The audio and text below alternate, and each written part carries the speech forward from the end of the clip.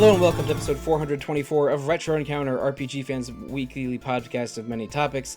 I'm Mike Sollosi, and here, listeners, I know that sometimes you get a little hung up on having the word retro right there in the podcast title. We talk about recent games, or semi-recent games, or games you might not think are retro enough. So this episode is about the PS4, and whether you think that's retro or not, that thing came out 11 years ago. So if you aren't already feeling old, let's listen to the rest of the podcast panel express how old they feel. Starting with you, Zach Wilkerson. I'm pretty old. Yeah. Hi. And Aleks Franiczek. Hello, I might be the least old, but I'm not sure. Well, let's not compare, please. And also Kyle Cantelon. Typically the least old, but I'm free to give that up to somebody else. That's fine with me. Kyle, Aleks, Zach, this is one of the least old or less old episodes we're going to do, because we will be talking about some games in part that only came out a few years ago, but this is another one of our ranking episodes in which we take a set of games, in this case all the catalog of the PS4, and before recording we came up with a top 10 list based on a pretty simple voting formula, and then and we've also done this for the PS2, the PS1, the Super Nintendo, and a couple series like Final Fantasy, Zelda, and maybe a few others I'm forgetting. We compiled this list ahead of time, and we arrived at a top 11 because there was a tie for 10th place that I didn't see a reasonable way to tie break. So we're gonna talk about those 11 games in descending order from the tie at 10 all the way to our number one highest scoring game, and then but also have sort of four honorable mentions, one for each of us ahead of time. But before that, let's talk about our individual relationships with the PlayStation 4 console. I'll probably pepper in some information here and there, but starting with you, Aleks, what's your relationship with the PS4? Yeah, so like most consoles in my life, I got to the PS4 late, a couple of years after its release. I was doing like undergrad university at the time, I was living with roommates, and my first exposure to a PS4 was actually from my roommate who had gotten it for one of his birthdays. And my first game for it was Witcher 3 and Bloodborne simultaneously, which was That's honestly pretty like a good. perfect perfect entry into the That's console. pretty good. Oh yeah.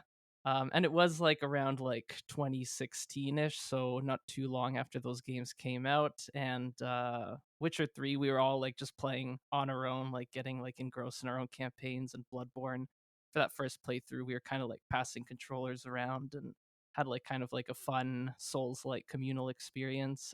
But yeah, immediately with those two games, they both kind of like, I was a little skeptical about like whether PS4 is worth investing in. Like at like release, it didn't seem like too much more could be done from what the PS3 did already with like its graphics. But obviously, like even though like the difference in generations isn't quite as drastic at that point, like there was still like a lot to be done with like what the PS4 was capable of. And yeah, both those games showcased the power in a new way, and yeah, really opened up my horizon to the console. And I was playing it PS4 games like all the time from then on after I got my own finally, and had played like every single Souls game on it.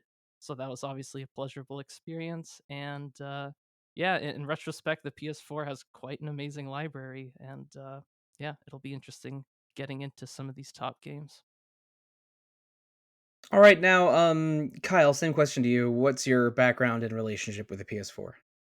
Yeah, a little bit similar to Alex. I came at it not from release day for sure. I was just sharing off air that like a few other things in life, it was kind of one game or one experience that really drew me to it, and so it was Dragon Age Inquisition for me. Then it came out. I played it on PS3 for all of one evening and thought that, well, this hardware clearly isn't powerful enough for this game, and that's my problem. So I need to go and fix that by buying the most advanced piece.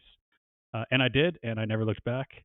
The PS4 was with me for sort of my second degree, kind of like Alex was talking about, and it was formed not only like a backbone of the sort of some of the social outings that my friends and I would have with different sports games, but also, of course, like a lot of my single player experiences from Dragon Age um, to Final Fantasy and everything else in between. So just a really important, not the important console for me, but certainly the one that's dominated my sort of adult years.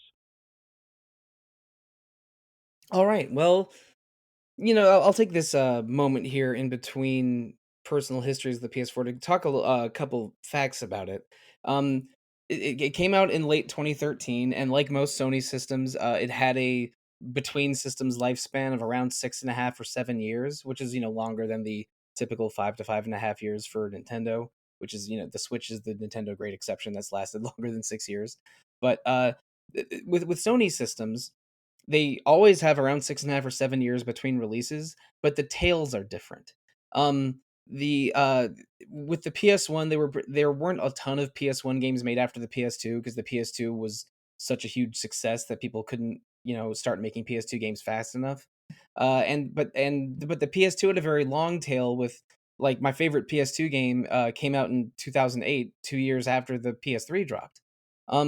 PS4 has had a similar long tail to the PS2 because there are PS4 and PS5 cross generation releases as recently as, I think, this year, it maybe last year. And for the purposes of this list, I mean, everyone can. The only rule was that it had to have a PS4 release sometime. But specifically for me, I wanted to try and contain it to the PS4 era as much as I could. So on my personal top 10 that we used for scoring, all of the games had a release date between 2013 and 2020. Uh, but even though I think one of them had its PS4 release in 2021, so the PS4 has had an unusually long full lifespan that isn't all the and it's not all the way dead yet, which is a little crazy since, again, it's been almost 11 years since it came out. But going back into my personal history with it, similar to you guys, I got into it a little bit late. I know exactly when it was. It was my birthday, or maybe just after my birthday, in February or March of 2017, because I had been stubbornly hanging on to my PS3 and PSP. I didn't want to spend money on a new console if I could avoid it. But then, but my PS3 had been really starting to flag playing recent releases. It was noticeably bad load times, and there were just too many PS4 games coming out or already out that I wanted to play. So I got a good deal on a PS4 that came with Uncharted 4: A Thief's End in probably March of 2017. And but the one game that I really really wanted to play on PS4 came out soon after that in English, and that was Persona 5. Uh which finished 10th on my list. So like the game that got me to finish that got me really into playing games on the PS4, uh there's at least 9 others that I like more than Persona 5. But so yeah, the PS4 is a hell of a machine, and it was probably the main thing I've been playing games on since 2017 until I upgraded to a PS5 a couple of years ago. And even then, my biggest use of the PS5 is probably playing the PS4 Yakuza games with better load times. But Zach, I'm sure you've played more than just Yakuza games on your PS4. What's your relationship with the console like been over the years? Mine is remarkably similar to yours. I got mine sometime in 2017, and it was basically just like a collection of like, oh my gosh, I have to play this, I have to play this, I have to play this, and eventually I was like, all right, it's time to bite the bullet. And it was right around the release of Nier Automata, and Persona 5 as well. And so obviously that's a pretty good 1-2 punch to start with. I think I played The Last of Us in there as well. And obviously it's been my primary gaming machine outside of the upgraded PS5 since then. So yeah, it was an important machine for me in a lot of ways. Like I hadn't been playing games as much, maybe like in my early adult life, in my like late 20s. And then through my 30s, it's basically been like my primary gaming machine, and where I've just played so many things. Right on. So, fellas, I would like to get into our actual list. We've been keeping the listeners on tenterhooks for long enough without actually mentioning what games we're going to talk about. And so our overall list is 11. but there's 4 we're going to talk about ahead of time. Each one of us got to pick one game from our individual lists that did not score enough points in our scoring system to make the top 10. So I'll go with it first. I was sort of alluding to it before, but Hades is one of my favorite games of the last 10 years. It finished 5th or 6th on my list. Yeah, 6th on my list. It was like competing with a lot of other stuff. Uh, but it came out on Switch and PC in 2020, and then got its PS4 release a year later. So I played it mostly on Switch, but then replayed a lot of it on the PS4 later. And I think that game is just so special.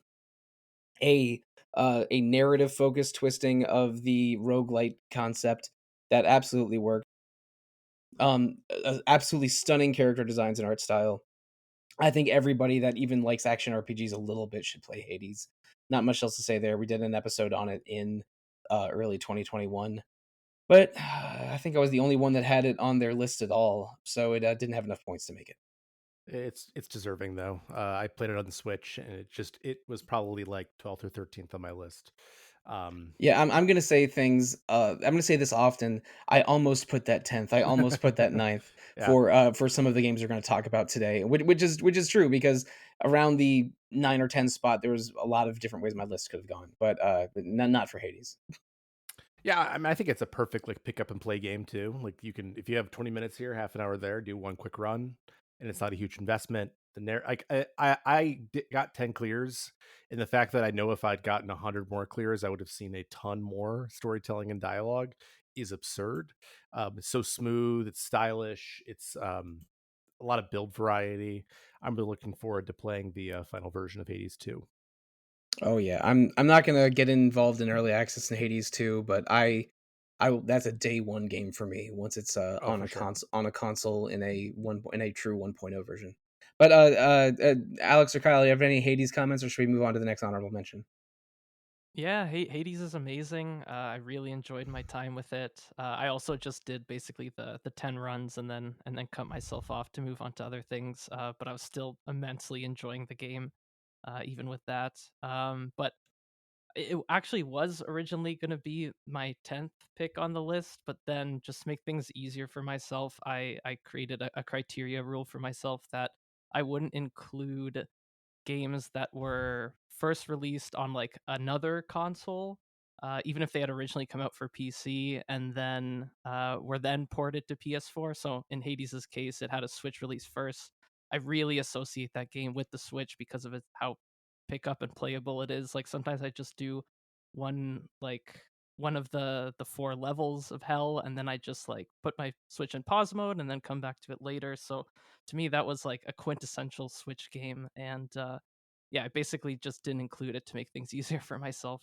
Amazing game.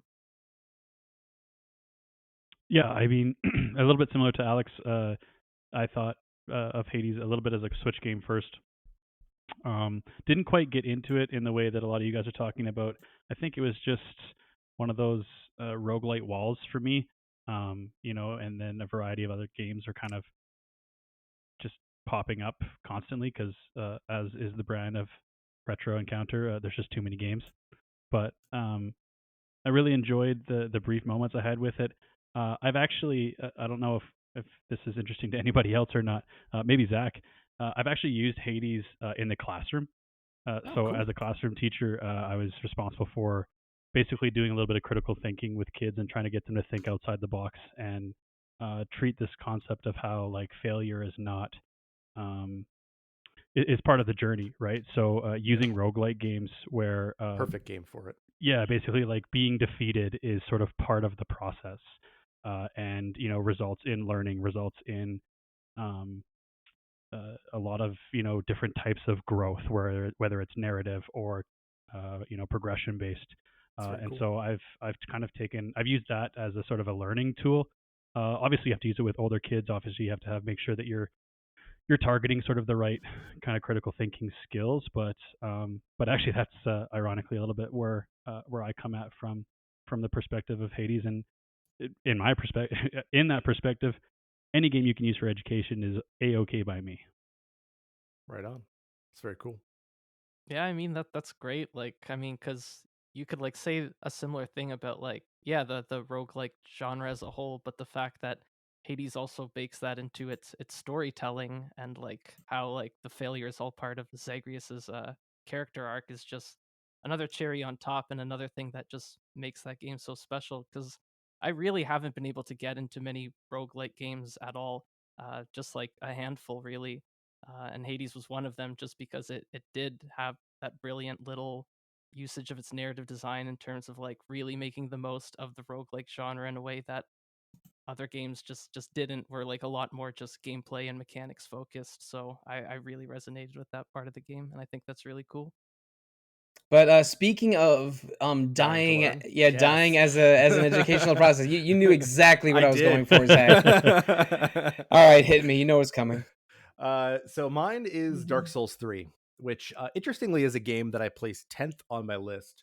But after beating today, Shadow of the Erd Tree, the DLC for Elden Ring, Dark Souls 3 went up in my estimation for a lot of reasons. And I think that Dark Souls 3 sort of sits at this weird, like, sort of nexus point of the series where they start, honestly, especially with this DLC, leaning into challenge so hard that I think it becomes absurd. And I think Elden Ring started to do that a little bit too. Whereas I think some of the earlier games get a reputation for being really challenging, but honestly, if you're patient, they're not that bad. Um, but Dark Souls 3 starts to sort of introduce some of those concepts of, hesitations and just absurd combos from bosses, but in a way that is learnable, in a way that is fun, in a way that I even with free day, I didn't think ever frustrated me to the point of like I don't want to do this anymore. So I think that it really, like, to me, it is the quintessential Souls title, and I know that it doesn't have like the world design of Dark Souls 1 or the open world of Elden Ring, but I think that the boss gauntlet is almost perfect. There's like maybe two or three just like okay bosses, whereas you just played the bed of chaos, Sollosi. Yep, I That's sure did. that's a trash boss. There are like some just like not great bosses in this game, but I think the boss gauntlet is great. I think the world design is really interesting. I really like the way it plays with Dark Souls 1 lore. And I just think that it hits that perfect balance of what the series wants to be and where it goes really well. Um, I've played basically one Souls game a year since 2022, and I've not played Dark Souls 3 yet. But every time I play a Souls game, I want to play more Souls games, and we're gonna talk about another one later in this episode. But also, I think I need a break because I can't do what you did, Zach. You beat like all 7 of them in something like 4 or 5 months last year, That's a and lot. I absolutely can't do that. But I'm actually thinking of skipping ahead of Dark Souls 2 and going straight to 3 because I've heard it has a lot of tie-ins to Dark Souls 1, It does. and it is a lot of people's favorite game in the series.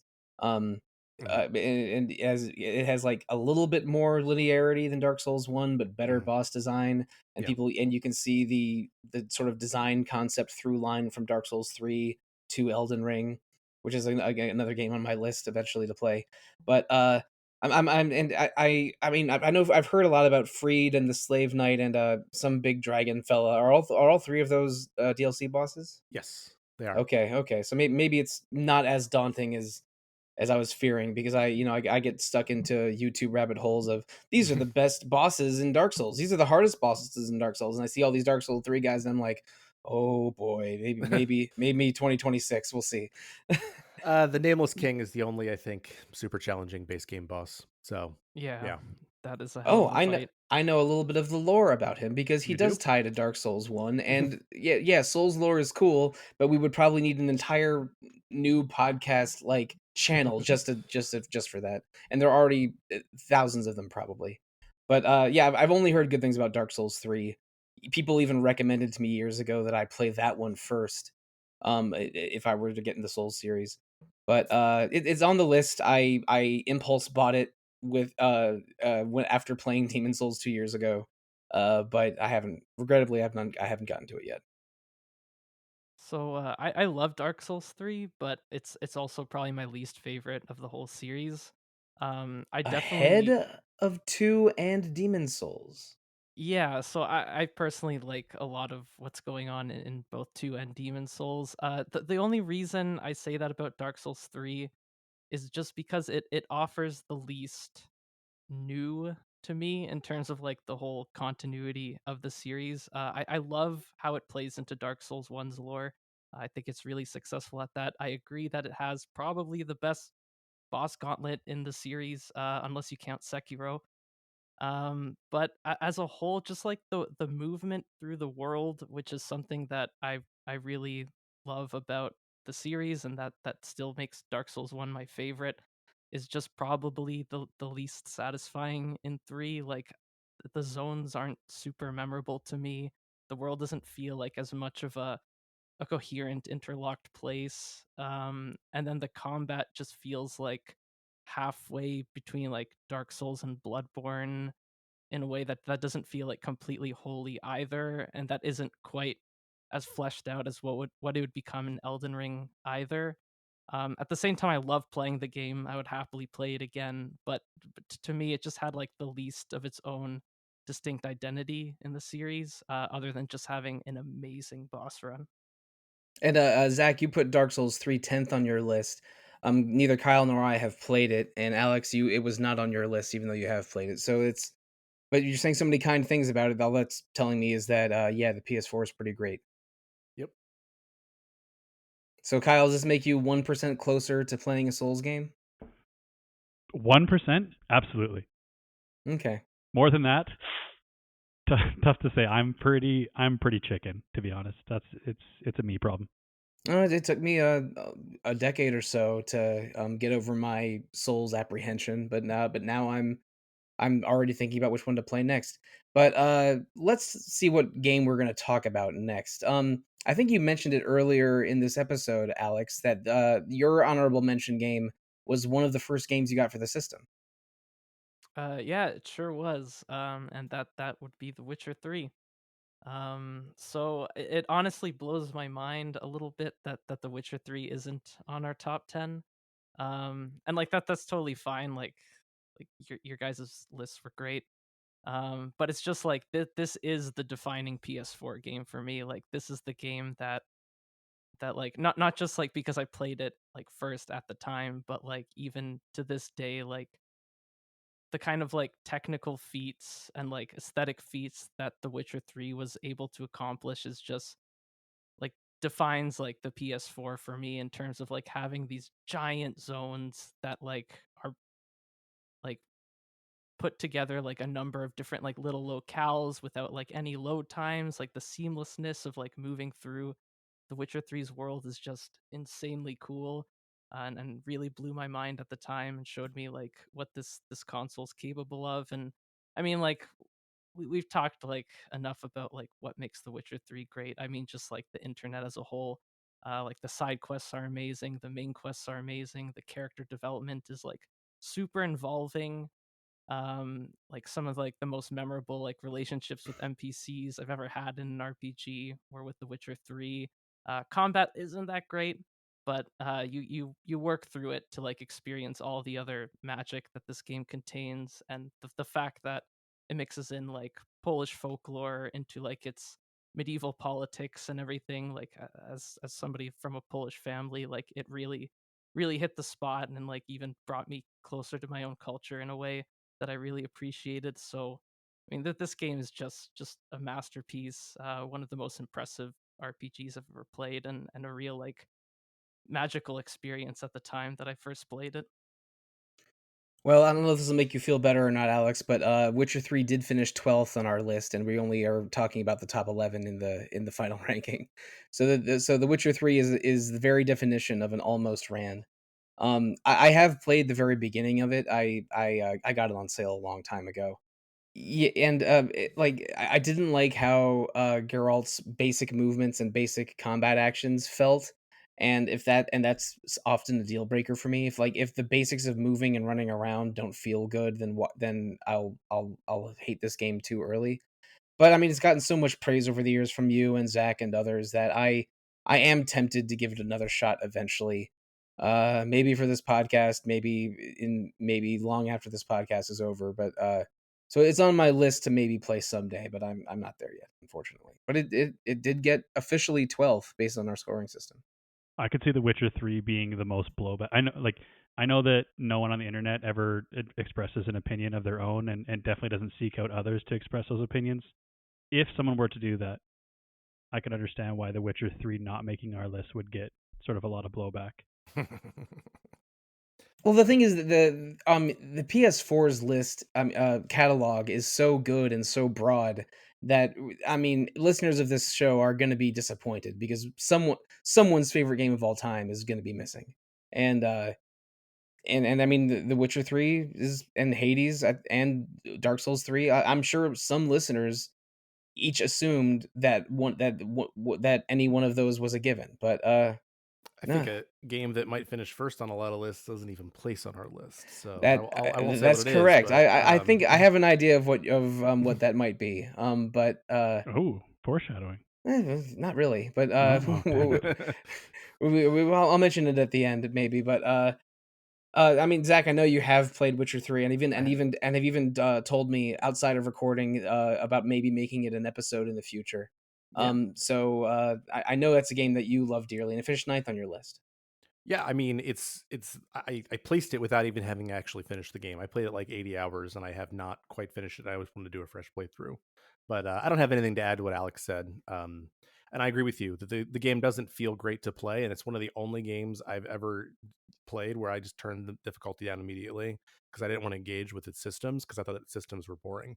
But the storytelling is so strong that overcomes it for me.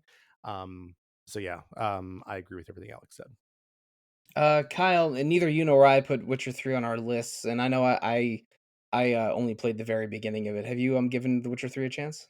Yeah, I did when it was a huge thing. I know that that's just kind of terrible description, bad radio. But no, when The Witcher 3 was making big waves, I hopped on one of them, and it's interesting. I really enjoy hearing so many people different takes on it. I don't remember the character moving or the combat as being an issue, and maybe that shows how long ago that I played it. But I do very much remember what Alex is saying. Where you would ride into, there's a fort that stands out where there's a rather portly lord there that I remember there was just such an over the top interaction and how either the way I chose to play it or the way it played out. I just remember being like, man, this game is different. And I remember enjoying a lot of the narrative elements, but then, as you do, just kind of fell off it for many other reasons. But I can understand why it kind of has that reputation, and sort of like we're saying, it's definitely something that I would go back to in an enhanced version type idea, and see if I could re-experience it in a different with fresh eyes, right? With a different perspective. I mean, I don't think I'll ever play Cyberpunk, and I'm not that interested in Witcher games other than Witcher 3. But this is the CD Projekt Red game I'll probably bite the bullet and play eventually, but I just can't say when that's going to be. But speaking of Western RPG developers that have had some recent blockbusters, Kyle, your last honorable mention, or I should say, your choice for our honorable mentions, is from a developer that's made a bit of a big deal of a game recently. But let's talk about their PS4 offering first. Yeah, before they were the Baldur's Gate 3 studio, Larian had a couple of almost honestly bangers. Like the Divinity Original Sin games are anybody who likes console CRPGs, anybody who is uh, interested in sort of seeing some of Larian's earlier work, especially if they had a good experience with Baldur's Gate 3. I highly advise them to search out the Divinity Original Sin games, specifically the second one. Kind of offhand, we refer to it as DOS 2, Divinity Original Sin 2. Isometric tactical RPG, just a really, really well crafted game. Like it's just hard to find a system in that game, as sort of as Zach was alluding to, one that he didn't, in a previous game, he didn't want to engage with them. It's hard for me to point to a system in Original Sin 2 that I didn't want to engage with.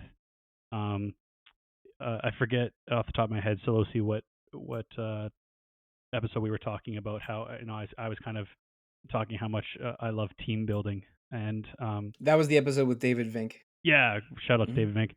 And so team building is something that I'm just really passionate about, and I've never kind of gone down the YouTube rabbit hole of different builds and characters and the way that they could fit into a 4-person party like I did for Divinity Original Sin 2. There's just so much customization. There's so much sort of fun and ways to pursue, you know, separate plot points. It's just really, really rewarding experience, and something that I highly encourage others if they haven't sought it out already. It's just really rewarding. I do believe I have this game on Steam from some ill-advised impulse purchase years ago, but I remember when this came out in I think 2017. Um, it got a lot of positive buzz, and it's the I want to say the fifth Divinity game because there's Divinity 1 and 2, then Divine Divinity, then Original Sin 1 and 2, and it sounds like Larian basically got better at making RPGs with each new major release, and Original Sin 2 is a very, very beloved game. I remember hearing about it on podcasts when it was new, about the character interactions, like imagine the basics of having a water attack create water everywhere, then electrocuting it with a thunder spell, or spilling oil everywhere and then setting it alight with a fire spell. Like imagine that kind of interaction, but there are dozens of them, and you can do them in single player or multiplayer very smoothly.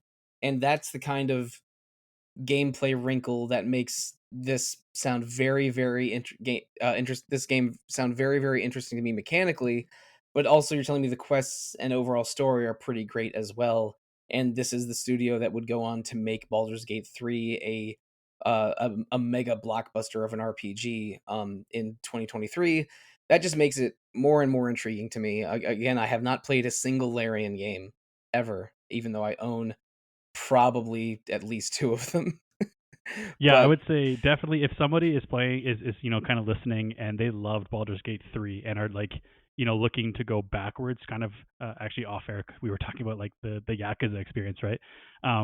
But like, so if you played Baldur's Gate 3 and now are discovering Larian Studios, there is a lot of DNA from your quote unquote Baldur's Gate 3 experience in Divinity Original Sin 2. There are a ton of similarities, and it's really, I would highly encourage it. yeah, so I have a copy of Original Sin 2, but have not played it. Alex or Zach, do either of you have more experience with this game than I? I have more experience with Baldur's Gate 3 by like an hour. That's about it. These kinds of games overwhelm me and all their systems. I don't understand them, but I want to play them. That's what I will say. My my strongest memory of playing Divinity Original Sin 2, and it's not even a single memory because I feel like it happened every battle, is just everything being on fire. Just like having like the pyromancy like build like with the oil that you were describing, Sollosi, is just like that was like ended up being every battle for me. Is just everything's on fire. Which was fun because like it's just like, yeah, that's like the way like the systems can interact with this game. And That's how I played Far Cry 3 for the it, most part. and it's really fun to experiment with like the different like ability synergies and things, and it is a clear like stepping stone to what Larian was able to uh manage with Baldur's Gate 3, like have like slapping on like the entire D&D system on top of what they were already doing in Divinity Original Sin 2. And I also really appreciated how I could play it couch co-op with a friend. I was doing that, and it was like a really fun local co-op experience. That was also an RPG campaign, which is great. But we also just kind of fell off the game, and like there wasn't any particular reason why, but I can speak for myself in terms of saying that like the general like writing and like the story stuff just never really clicked for me, and it never really resonated in any way that was too interesting. Like there was clearly like still like a sense of like choice and consequence that they adapted into Baldur's Gate 3 that was already there, but in terms of like the actual like writing and like the tone, which was like kind of like more like it was like silly, like the older Divinity games I think were like even more silly, but they were also trying to get into like a bit more earnest, serious storytelling. And so those two things, the way they were in DOS 2 at least, just didn't work too well for me. So I wasn't gripped too much by the story and world, but I did have a blast with the gameplay systems. And I mean, going to Baldur's Gate 3, I fell in love with that game immediately, and that was basically just everything I liked about Divinity Original Sin 2 ironed out and improved on, and Baldur's Gate 3 rules. Yeah. All right, so I mean, we're only more than 30 minutes in already, but we got through our honorable mentions. Great. But I think we should move into the list proper now. Again, we each of us made an individual top 10, and we compiled them with a scoring system and arrived at a ranked top 11. The Witcher 3 and Original Sin 2 were both almost on the list because they finished in a tie for 12th. But we're going to start with our official tie for 10th. And Zach, I'd like you to go first because this game that finished 10th, you were the only one to vote on it, but it finished very high on your list at number 3 overall. So, I mean, I don't want to like spoil it exactly, but is this just about the one expansion, or is it about almost the entirety of Final Fantasy 14? It is really legitimately about just the one expansion. So the answer to the question people are asking is Final Fantasy 14 Endwalker. I don't think we've said this yet, but at some point, either before or after this podcast goes up, we're going to have an official like sort of site wide vote on this. And one of the rules I made for that was that like you couldn't just vote for Final Fantasy 14, because if I could vote for Final Fantasy 14, it would be my number one, easy. So even just as an expansion, I think that it deserves number 3. And heck, Shadowbringers would probably hit that list too. I know some people are probably thinking like, I played it on PC. I didn't. I played it on PS4 and PS5, but That's what I was thinking. yeah, I know that several Final Fantasy 14 expansions qualify for my personal criteria, but because I played them on PC, I really yeah, can't think of them as PS4 games, and makes sense. I don't know how they control on PS4 either. But if I had fully included FF14 on my list as you sort of hypothesized there, it probably would have been in my top 3 at least. Yeah, just Endwalker itself. I'll just kind of stick my conversation to that, just because I could talk for hours about this. But Final We Fantasy have. 14, indeed, we have.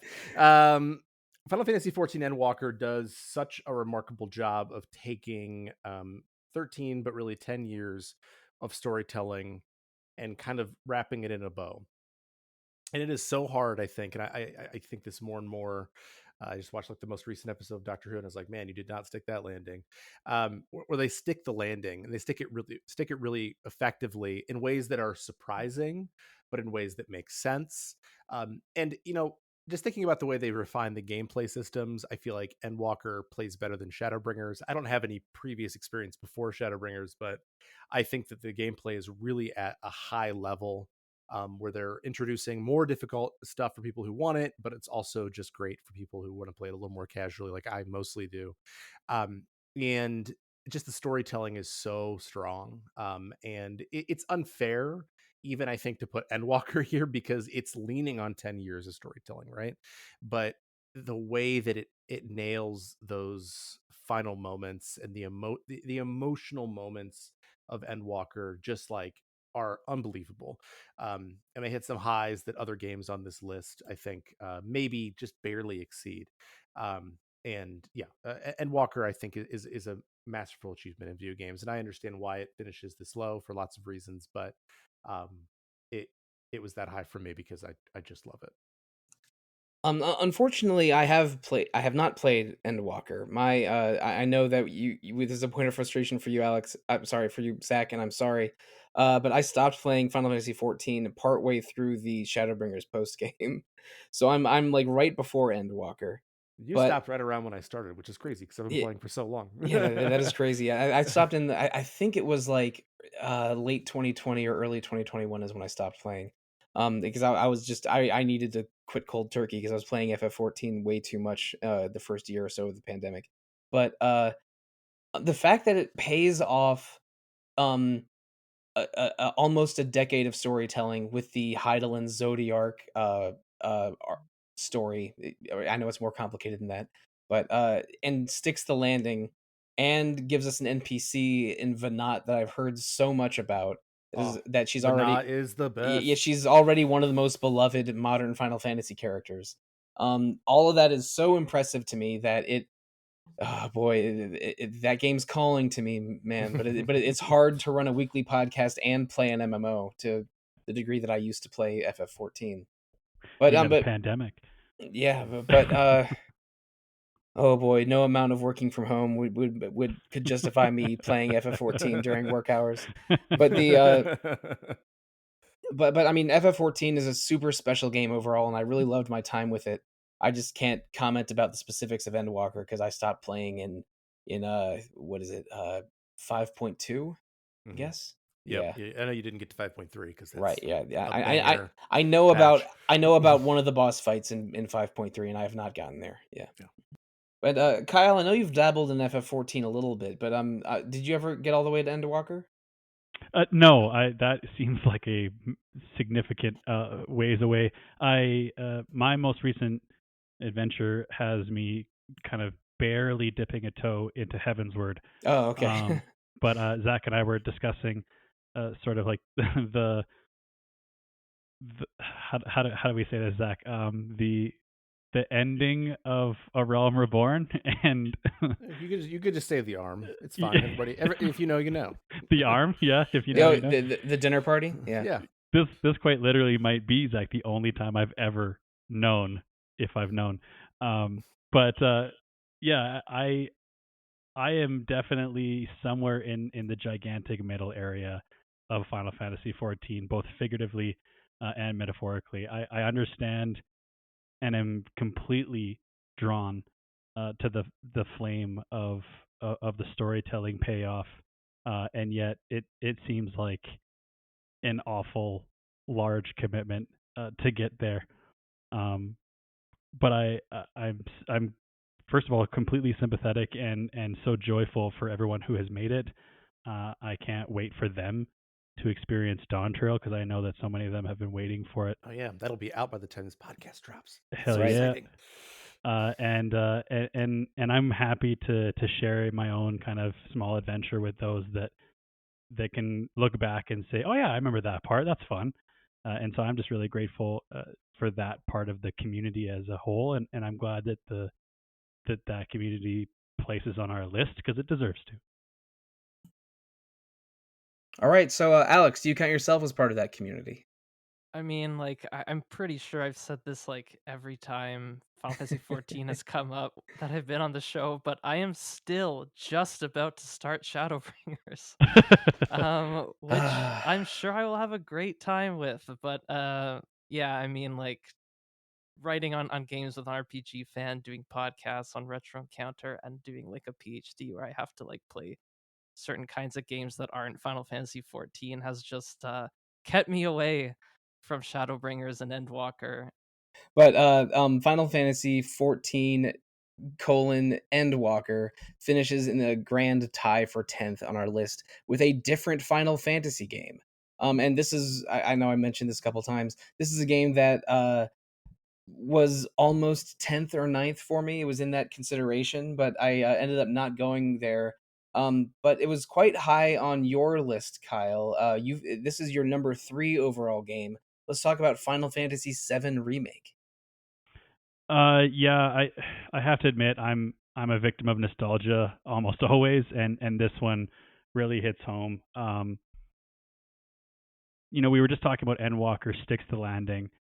It's difficult to express how fascinating it is that after quite literally years of rumors and Advent Children and just so many different, you know, whispers that a game comes out and literally remakes itself in a way that Final Fantasy VII Remake does, and it's not a perfect game.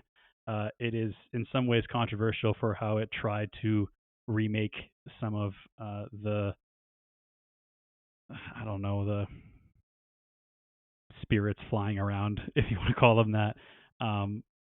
But the way that it just completely humanizes and fleshes out the characters of Avalanche, and the way that it thrusts Midgar into a starring role in a way that only some of those really cool locations can accept that role is pretty impressive, and of course it's no small feat that it manages to keep a lot of that Final Fantasy VII vibe going and even improve on some of it. So I just thought it's such a significant game for me personally and for the system that it just deserves to be on that list, and I settled it with my number 3. I mean, I remember when this game came out, I thought 2020 was so loaded. It only finished 4th on my list of best RPGs of the year I Yeah. believe when it it. came out, just because it was because that was a stacked year. But as an experience, it's I think even if it's your first Final Fantasy game, it stands on its own pretty well. Like we talked about this in our FF7 Rebirth episode, Zach. Mhm, But these remakes really are for people that have played the original games. mhm, Um, but at least in remakes case, I think it's playable enough if you've never played Final Fantasy VII. At least one of my friends from outside the world of podcasts and websites uh, played this without playing FF7 and really liked it. So it does bring to life things about Midgar that I never even thought of when I played original FF7 25 plus years ago, like lighting and painting the bottom of the ceiling to have it look like a fake sky, and fleshing out like the suburbs of Midgar, it made Midgar of 1997 seem so much bigger and fully realized, and like Kyle said, fleshing out characters like Biggs, Wedge, and Jesse, and making Wall Market feel more alive. And there's a lot of just moment to moment, really excellent fights and scenarios, especially the Andrea Rodea dance scene, Oh yes. which is oh boy, that maybe that's if the whole game was as good at that scene, maybe it would be my number one overall. Which is, Facts. But oh boy. yeah, it's like that rhythm mini game is better than the entirety of that Kingdom Hearts rhythm game that came out with a couple of years ago, and sold for Also a $60. fact. But but yeah, FF7 remake is really special, and again, one of my best friends, Final Fantasy VII is his favorite game, and remake was like the only game he bought that year, and he platinumed it, and it's like this is all I've ever wanted. And so I know it rings true for people that love FF7. I like FF7 a lot. I like this game a lot, but it didn't make my personal top 10. And it also came out in a very loaded year. So it at least for my personal ranking exercise, FF7 Remake had some things going against it, but I think it is extremely good and a worthy part of an overall top 10. Mhm. I actually think that if I'd voted it maybe 6 months ago, it actually might have cracked it.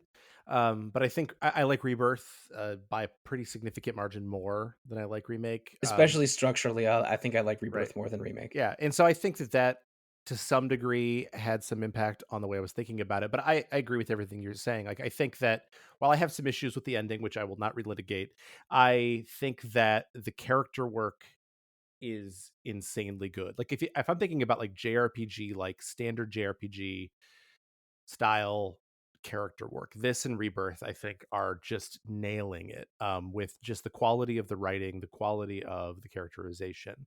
I think some Western RPGs might eclipse it, but I can't think of many JRPGs that do better character work than this. And that in and of itself, I think is a triumph. And it takes like these like pixelated, they're not pixelated, blocky character models where they were just the characterization was happening that way, and they take it and they build these fully fleshed out people. um I think it's remarkable for that, if nothing else, and there's plenty of else going for it too. So I think it's a great pick, and I'm glad it's here. Yeah, I also like this game quite a bit, and I had a great time with it. I think like the opening chapters, like 1 to 3, were like pure like magic, just feeding my nostalgia in like the best possible ways of like bringing like things that were like familiar but defamiliarizing them and just like offering like a new experience out of that was just amazing. Especially chapter 3 where you kind of like get to feel like you're living in like Sector 7. I thought like just the way they managed that vibe was just absolutely amazing. Also, just the combat in the game is maybe my favorite, and like maybe my favorite in any RPG, which also makes me a little confused why it's not on my list. But then, like, as the game goes on, it just kind of settles into like a very conventional flow. And while I love Midgar, it's one of my favorite settings in any game, and I just absolutely love the whole Midgar section of Final Fantasy VII, the original. Just the way it was stretched out, like, sometimes felt a little grating to me, especially in terms of like the dungeons just feeling like you're running through tunnels, you're running through like platforms in an industrial zone. Like, all of that stuff didn't hit too well for me, but like as a whole, like I still really enjoyed the game. And yeah, the story stuff, like you, Zach, not all of it worked for me, but still, like, just the fact that these awesome characters were brought to life in such a way, and the fact that the combat hits this hard, means it's like it is a great game. It's absolutely a great game. Yeah, again, I'm probably going to say this 1,000 times this episode, but I mean, the fact that only one of us had this game in their top 10, but we're all saying such nice things about it, just gives you an idea for how strong the PS4's library is overall. But I mean, despite all those nice things we're saying, FF7 only finishes 10th on our list. Ninth on our list is a game that, if FF7 was sort of one of Kyle's specialty picks, this might be one of my specialty picks.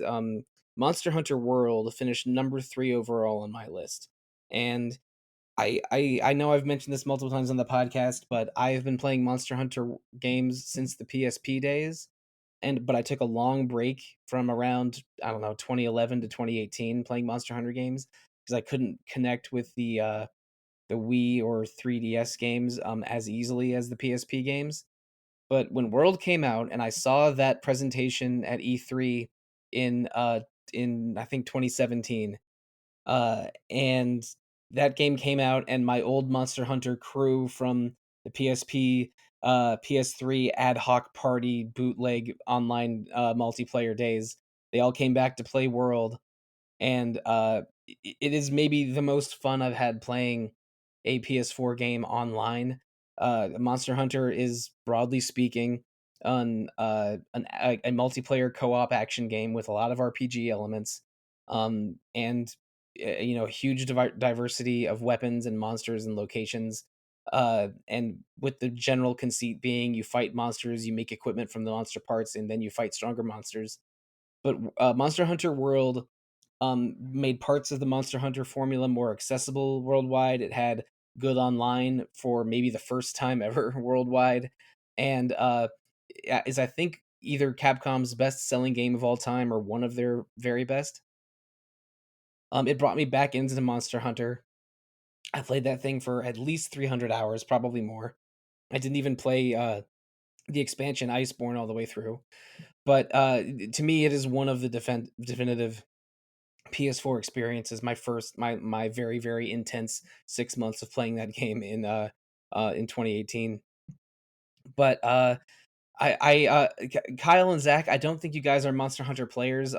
Zach, I know you played a demo for Wilds pretty Mm. recently, and I that didn't made play it. I watched it. oh But oh you yeah, didn't oh really? But yeah. it got you Monster Hunter curious. Oh, for sure. I mean, I already owned World and Rise because I respect your opinion, and it seems like the sort of thing I would like.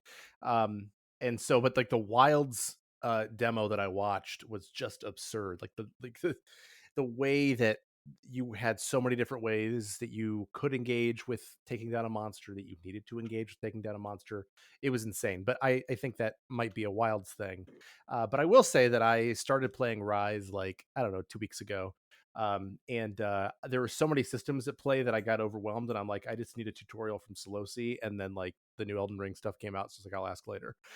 But as soon as I'm done with Dawn Trail, it is my intention to play Rise. So that's where I am. Yeah, Monster Hunter has always had an accessibility issue, and this is true for me and probably many others as well. The best way to play Monster Hunter is to have an experienced veteran of the game with you to walk you through some of the early parts, and Yeah. then you sort of find your play style and your preferred weapon, and set some individual goals, and then you're off to the races. That But sounds good. solo Monster Hunter is most of the time fine, but gets pretty awful in my opinion in late game hunts. But Monster Hunter multiplayer is just some of the most fun I ever have playing video games, and it's that multiplayer experience of either popping online and helping random people that put up signal flares asking for assistance, or making a party with my friends and each of us taking turns picking what to hunt based on what things we're trying to craft, or getting a major end game goal like trying to hunt Fatalis or Elatrion or whatever. I think Ruin or Nergigante and those two others are sort of like the end game of Monster Hunter World. Maybe Safijiva as well. I know those words sound like nonsense if you don't know what Monster Hunter is. Um, but it's so dense but so satisfying. And I know you've probably heard me say this in podcasts many times. Whenever I play a Souls game, I'm like, oh, this is Monster Hunter canned animations and roll timing combat. So I've always and that's part That's of why exactly why I want to play Monster Hunter. and that's why I've always found the walk-ups and environments harder in Souls games than bosses themselves, because my Monster Hunter instincts kick in and I usually do fine.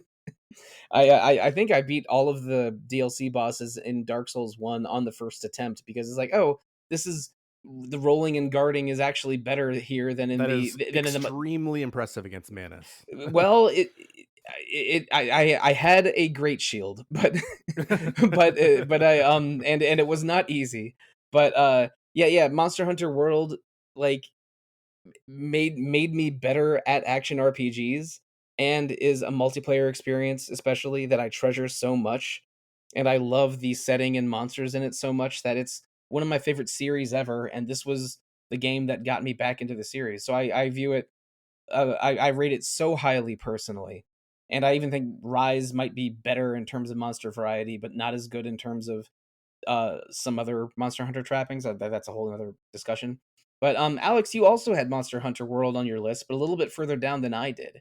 How do your feelings about Monster Hunter jive? Yeah, I love Monster Hunter. I remember being like really interested in it, even just hearing about like Freedom Unite 2 on PSP, and then the first one I actually tried was Monster Hunter Tri on Wii, which I picked up used for like super cheap because it wasn't like a super popular game out in the West. But Freedom Unite is the expansion to Freedom 2. And Freedom 2 was my first Monster Hunter game. Um and I was like really excited about Unite when it came out. But Monster Hunter Tri, I felt, oh man, there's only like 20 monsters in that game. yeah.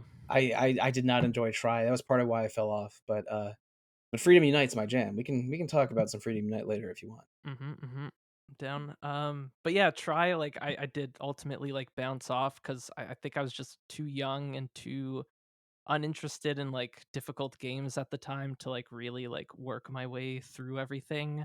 But yeah, like you were saying, like yeah, when I really was able to get into the series was on 3DS with like For You and Generations, because I had someone who was really into Monster Hunter, a friend, who kind of just showed me like, hey, here's some like basic like armors you can go for early game, and here's like generally like what you want to take on every hunt, and even just having like that entry point, especially in those earlier games when all that crap was like way more obtuse, really helped me just like focus on like getting to learn like weapons, like the weapons I liked, and really like falling into that rabbit hole of like learning like what weapon like I most like identify with, and like mastering it, and like that sense of like progression that I always compare to like fighting games was just like so rewarding, so awesome, and I was like in love with the series slowly enough. And then World is just like was even more of a revelation because I always like appreciated kind of like the simulation-y elements that the earlier Monster Hunter games had, in terms of like trying to almost like present like a real like ecosystem with each area, and that was just taken to such a more like authentic extreme in World, that still makes it just like my favorite Monster Hunter, even over Rise, because I just like hanging out in those spaces and seeing like the monsters interact with each other and things like that. And it seems like Wilds is going to lean even more heavily into that, so I'm beyond hyped for Wilds. But yeah, World is such a special game. It feels so nice mechanically, especially like the great sword felt like the changes they made to it just made it like my favorite weapon in that game. But yeah, I could go on about Monster Hunter, but World was just like, in terms of like bringing that like environmental representation to another level, just really stuck with me, and I spent so much time with that game. Well, backing up a little bit, on Monster Hunter as a larger franchise, there's always been sort of two Monster Hunter teams. That the personnel overlaps a lot, but for many years, or well, and still continuing probably, like each generation of Monster Hunter games had sort of two games, the console one and the handheld one, which is a little misleading because four and Generations were both handheld, and but there's sort of the design philosophies have been on these sort of parallel tracks. And Rise came from the Generations team, while World came from the Monster Hunter 4 team, and Wilds is the World team again. So again, I think it's because of the development philosophies of these two halves of the studio, but World really does value the living, breathing ecosystem and the thriving community, and the sort of the being closer to a real world ecology of dinosaurs and wyverns than the what Generations and Rise did, which is throwing a lot of very fantastical monsters on into the game at once. But I think that's a long-winded way of saying that I think you're right. Wilds is going to feel more like the living, breathing world of World than Rise does. And it depends on sort of what you value in a Monster Hunter game, which sort of track you like better. But I like the dogs and the bugs too much in Rise, so I think I might prefer Rise to World.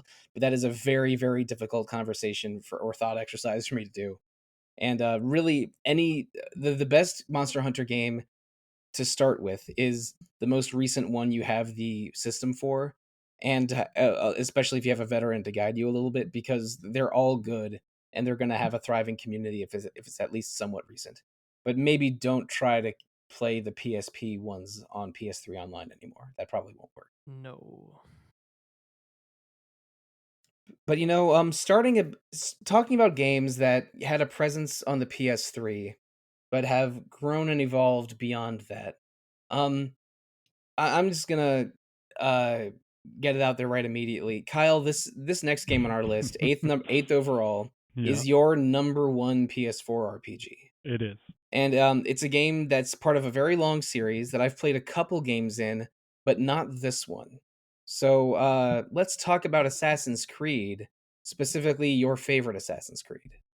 Uh, yeah, Assassin's Creed Odyssey. Excuse me. Assassin's Creed Odyssey was my number one choice, and it's subjective like all lists are, but this one hits me on several different levels. Um, so I was a history major and have long been fascinated by ancient Greece, and this makes me think about earlier when Aleks was talking about how his connection to Polish folklore made him, really drew him towards his honorable mention game, and it resonated with him on a different level. And so my fascination with ancient Greece and my essentially undergraduate study of part of it is for sure to blame for some of why I think of this game so highly. It is for sure to blame why I am so drawn to Assassin's Creed Odyssey. Why I dumped more than 100 hours into it. While it's why I did every side quest and found every nook and cranny. And it's uh, And yet you didn't rank Hades on your list at all. yeah, I was waiting for Fascinating. that. I was waiting for Mm-hmm. that. Yeah. It's a bit of a roguelite thing, to be honest, which is why I used it more for education than anything. But like to be able to sort of walk, talk, and act in a living, thriving Peloponnesian uh, war torn world was quite literally a dream come true. I think for a part of me, and so while all rankings are subjective, this one um, is it ended up not surprising me when I ended up having it first. Uh, Assassin's Creed itself is not really thought of as an RPG, although they've moved that way since Origins. Odyssey does a better job, and then um, it kind of just continues to try to grow from there. Uh, Among the things that I find most impressive, especially in retrospect, is I really enjoy the characters like we've been talking about. Specifically, the female lead Cassandra is a really awesome character. We did Steph actually wrote a blurb about her when we did a feature a couple years ago about Femme Power Up and 48 Amazing Women in RPGs, and so she detailed Cassandra. And shout out to her voice actor. I think it's pronounced uh, Melisanthe Mahout. I hope I'm not butchering that too much. But she just does such a great job, Cassandra, the character of just um, being the center of attention, being tough, being funny, being courageous, being human, and then the threads all kind of start to pull from there. Like I said, I think for a long time we didn't think of Assassin's Creed as an RPG, and for good reason. Um, but there's just so much content here. The storytelling's it's good, not great, but I mean there's a personal sort of lost family history that tugs on the heartstrings. There's a pretty significant death of a minor character um, that perhaps because of my occupation kind of hit me harder and really caused me to be more reflective. There's you get your crew, you get your boat, you get to sail around uh, with your people, and it's just every time I turned around, there was something more rewarding. I loved the stealth build, but you can have a variety of different, sort of builds. You can respec whenever. Um, the cultist hit list for some reason was like really something I thought was interesting. It's kind of like a pyramid scheme where you have to work your way up, and it's not original, but just the way that they kind of wove it in to the story and to the plot and into your gear set. I just thought that Assassin's Creed Odyssey just does a lot of things that an open world RPG, sort of should do well. It kind of nailed them for me, and so that's why I ended up ranking it so high. Now, listeners might already be a little upset with us for having Assassin's Creed on the list of RPGs at all. And to that, my response is, well, you haven't played Assassin's Creed recently, have you? Because starting with Assassin's Creed Origin, um, they really have been single character RPGs, the single character open world RPGs, because there is a lot of skill building and equipment tinkering, and there I think there really is a divide. Like before Origin, these were character action games, and from Hmm. Origin onward, these are action RPGs. And Assassin's Creed Odyssey, like I'm worried that this is uh, a continuing trend for Ubisoft, because each of them since Odyssey, maybe Origin as well, but Odyssey more so, these are just enormous games. Like I've heard of people playing Valhalla, the one after Odyssey, for like over 200 hours. Like Yep. I'm almost worried they're too dense with content, which makes me less likely to play them. Even though Mm. I own a couple Assassin's Creed games, but I the last one I played in earnest for more than an hour or so was Brotherhood, and I thought 2 and Brotherhood were both really really good, but I haven't gotten into the RPG ones yet, in part because they're dauntingly large. But I also am a hypocrite because I mentioned not 10 minutes ago that I played Monster Hunter World for 300 hours in 2018. So, yeah, I am interested in Odyssey and the other RPG Assassin's Creeds, but I don't know when that'll happen for me. But I mean, there's been a lot of praise for these recent ones, including I like Caitlin and Steph are maybe the two biggest fans of Odyssey on RPG fan staff, other than you, Kyle. But yeah, regrettably, I haven't played an Assassin's Creed in earnest since 2012 or so.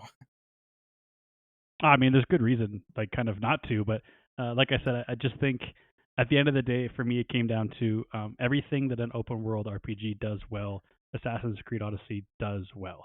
And I can understand why some, would disagree, would be reticent to that, but that's sort of, where I landed in. And especially if anybody has like any affinity for ancient Greece, I would encourage them to check it out.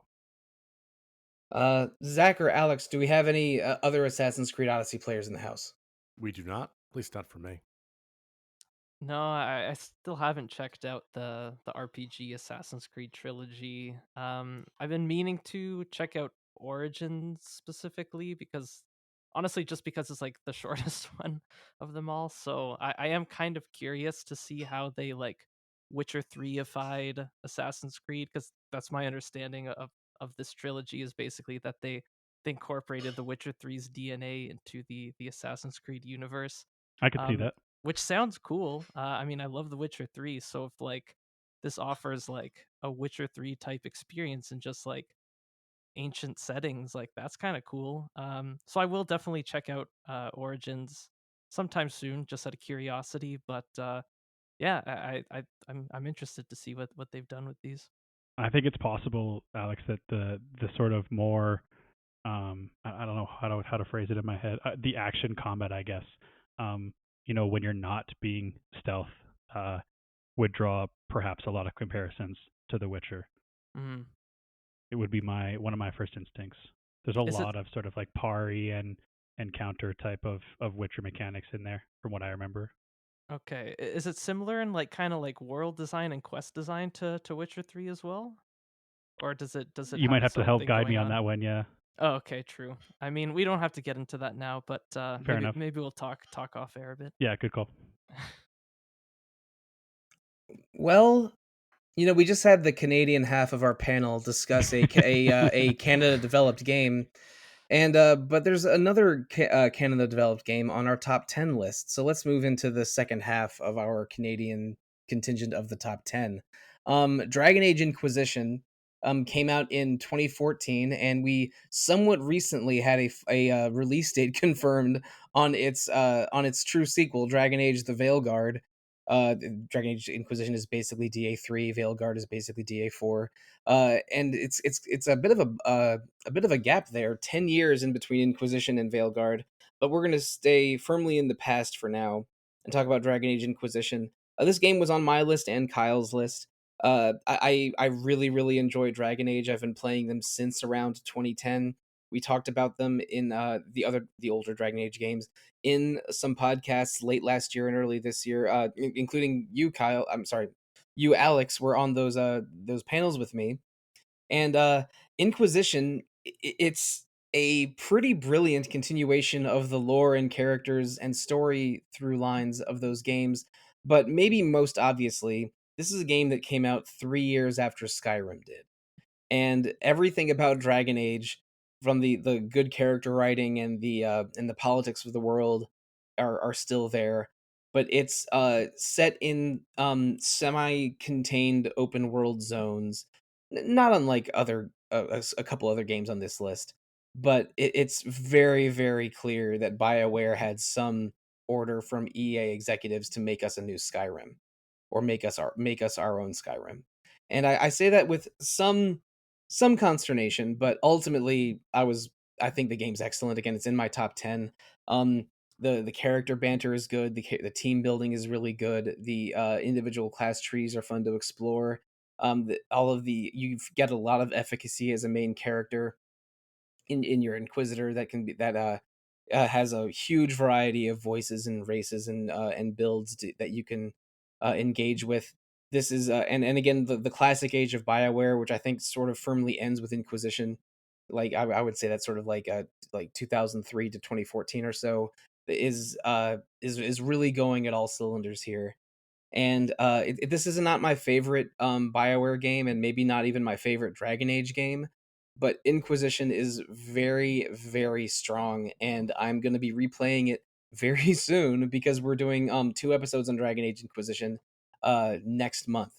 So, and I'm really looking forward to getting that soon. But before I do that, I have some other podcast games to finish. But Kyle, I had this eighth on my list, and this was second overall on your list.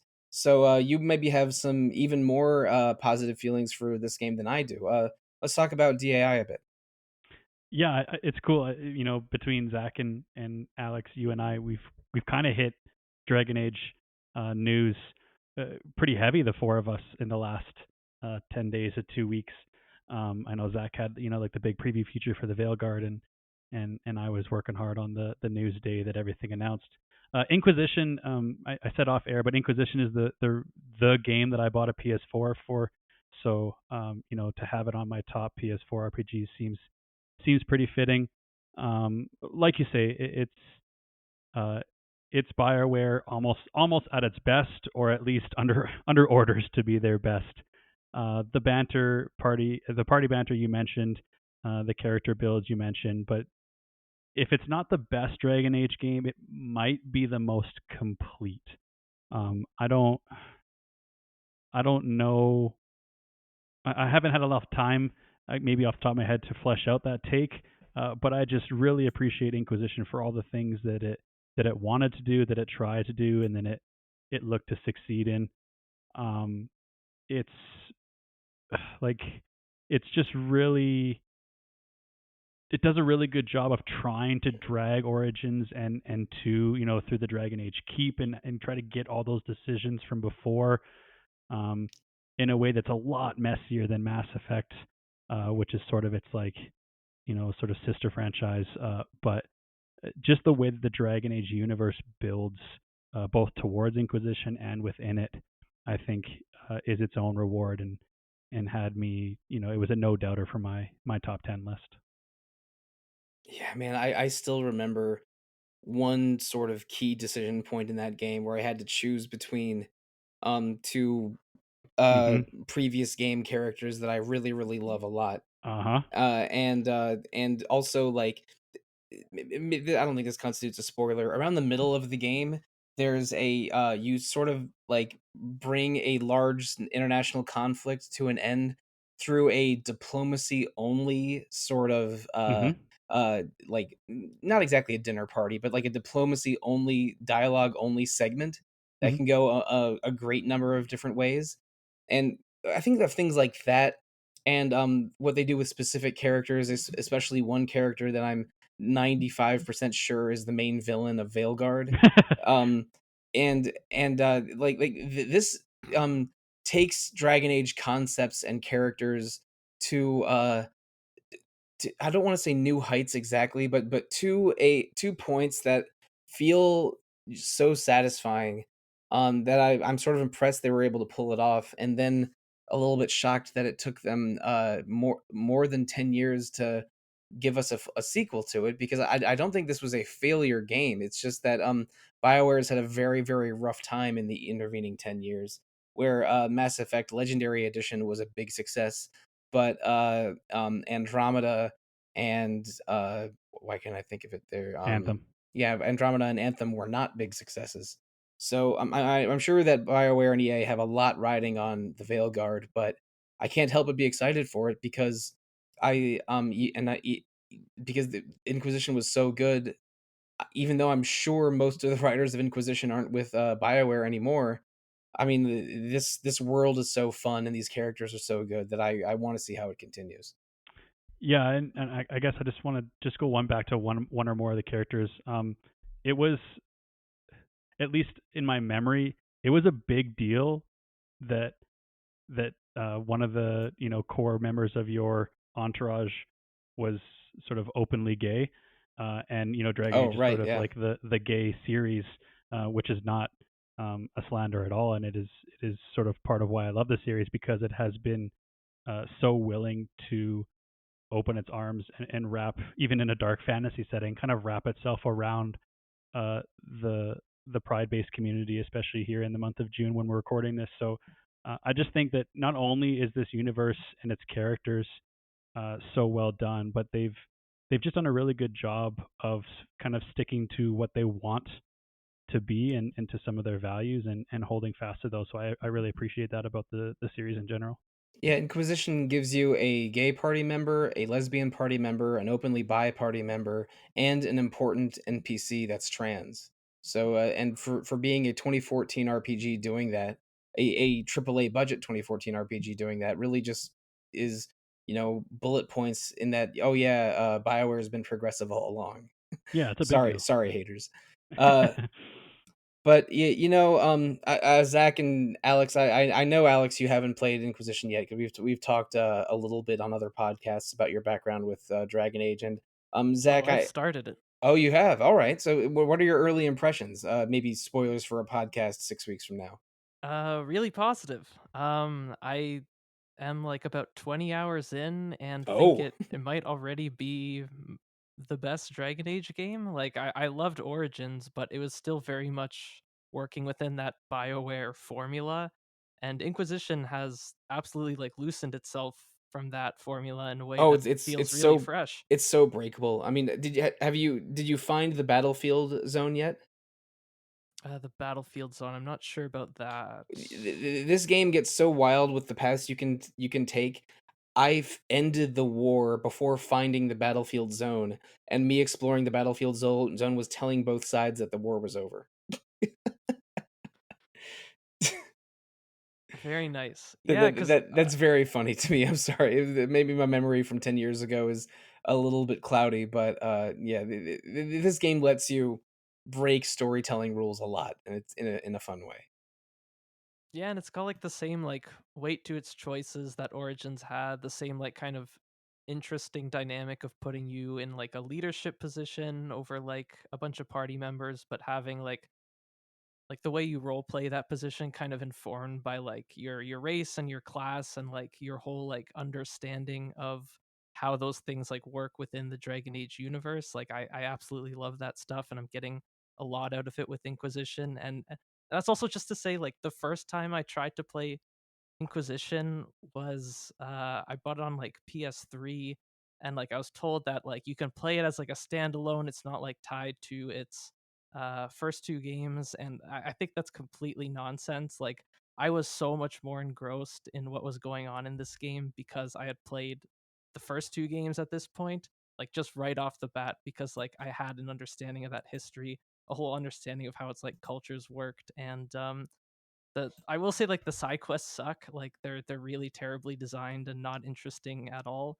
But you can So many honestly fetch quests. Oh you my can word. ignore them completely. Like at least on normal mode, like you don't need that extra experience. So I never felt like in Don't terms of stay in like the hinterlands too long for the love of. I got that PSA as well, and Yeah, that was a great don't do what idea. I did. There's um, a Get there is a social media push going around, especially with the Veilguard stuff. That was like, what did it say? Something like 100%ing the hinterlands is now a recognized, disability or something like that. Like just, man, poor us. but yeah, When I Inquisition's start great. when I start up this game again, probably in a week or so, I am going to race through the hinterlands instead of take my time. But yeah, for an open world RPG with so many things behind it and that it's balancing it, I think Inquisition really is special. I hope you continue to enjoy it, Alex. I think I will. But Zach, I know we've talked about the Bioware games off air before. You We haven't have. played. Yeah, I don't believe you've played this one. I haven't played any of them, so that's correct. Well, I still Old Republic, but does that count? It was a long time ago. It counts as Bioware, but it does not count as Dragon Age, I'm afraid. No, indeed. But I did see the first full hour of the Veilguard, and it made me curious enough to want to go back and play them because I thought that what I was seeing, and I know it's controversial, that first hour of the Veilguard, but No, it's not. Anyway. I mean, it is to a lot of people, but I'm not sure. I don't have the experience to know why. I was like, hey, Sollosi, please tell me everything about Yeah. Inquisition so that I could understand how to write about it. But yeah, I'm curious, but it's just, it's on the list. I know, Solicitor, that we're taking too long, so I just want to maybe throw one more thing in. Anybody who likes to play a mage, like anybody who prefers magical characters, to guide a mage through the Dragon Age universe, I think is maybe an unrivaled experience for you because they are so controversial and it's so interesting. Oh, Elf Mage all the way for Inquisition. That's what I'm playing, and Mm, oh my god, has it been interesting. yeah. Yeah, I don't doubt it. But I'm not sure how I'm gonna approach Veilguard with classes, but I think I'm gonna do Inquisition as a warrior because I've done Rogue and Mage in this current playthrough. But we really need to move on because this episode might break the 2.5 hour mark. And let's go to a game that I think all of us have maybe a little bit more experience with than Dragon Age. Yakuza 0 appears in the top 5 of both Aleks and I. And I know it's not your favorite Yakuza game, Zach, but you've played Zero as well. I don't need to wax about this too much because I mean we recorded 2 whole podcasts about it in 2020. This was the game that got me into the Yakuza series after reading about it and hearing about it on podcasts for several years. The Yakuza games became my sort of pandemic companions. I played basically 3 or so a year for 4 straight years, and now I'm completely caught up on the series. It's almost unrivaled as sort of human dramas, video games set in the real world without science fiction or fantastical elements to a degree. I mean, there's orbital lasers in some of them, but and on top of these like extremely dramatic, exciting crime stories, you have different storytelling tones that are so insane. They are could equally be in like a 1970s battle without honor or humanity Japanese Yakuza movie, or the most bat crap crazy anime from 1999 that you ever heard of. And and balancing the comedy and the drama and the absurdity um, in the Yakuza games are maybe set to a peak in Yakuza 0. It's set in a very historically interesting part in Japanese history in the 1980s when they were the second largest economy in the world behind the United States. Excess and money are flowing wildly, and and it's for a game to have so much interesting character drama, also be basically centered on real estate is is so fascinating. And and also this is the game that is it's I mean for if you're a little bit familiar with Yakuza but haven't played Yakuza 0, this is the Majima game because Oh yeah. Majima is a minor antagonist from the first 5 Yakuza games because 0 is was released between 5 and 6. Um that became a fan favorite and is not in Yakuza 4 or 5 for very long. But in Yakuza 0, he's the co-protagonist, where it's about Kiryu as a young gangster in Tokyo and Majima as a young gangster, mostly in Osaka, going through personal struggles and finding their places within the Tojo clan. But never meeting in Yakuza 0. This is about their separate struggles. You meet characters that are important figures in later Yakuza games, and you see their younger selves, perhaps knowing what happens to them, perhaps not. But it basically gives you such strong feelings about these characters, and that are even better if you understand what happens to them later. That it's such a powerful experience to me, and but I haven't even mentioned gameplay. There, each character has 4 fighting styles. The variety of mini games and side content is incredible. The side story writing is mostly very good, but sometimes like jaw-droppingly crazy with the places it goes.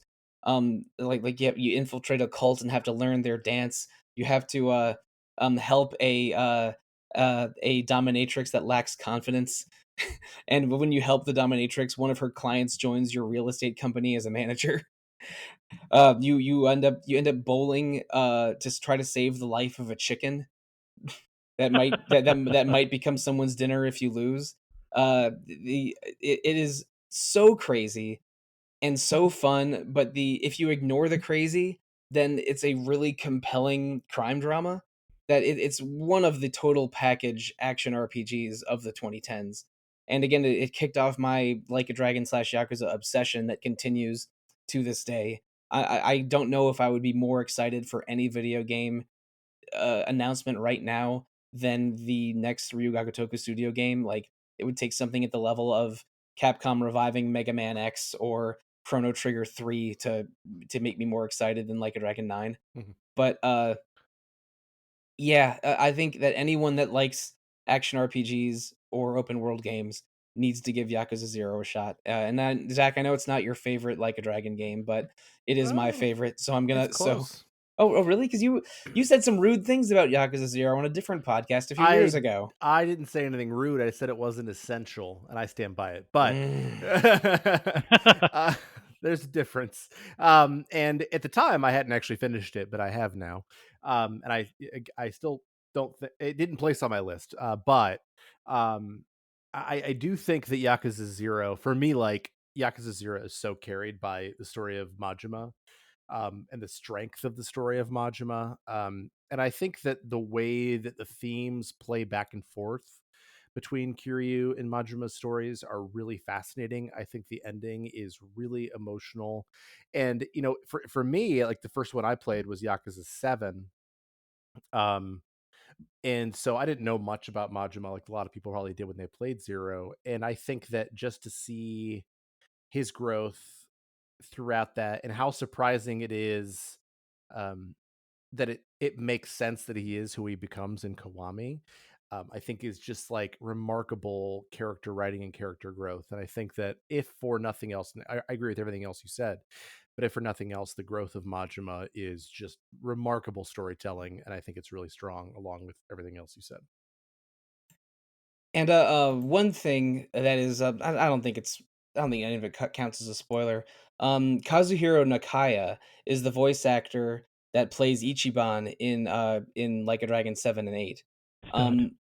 But he is many years ago he was the voice of Nishikiyama, the main villain of Yakuza 1, and Nishikiyama is maybe the best side character in Yakuza 0. Like there he and Nakaya has so many emotional dialogue scenes as Nishikiyama that there's no official Yeah. oral history that establishes this, but the studio we fans believe the studio liked working with him so much that they designed Ichiban with the plan to have Nakaya voice him from the beginning.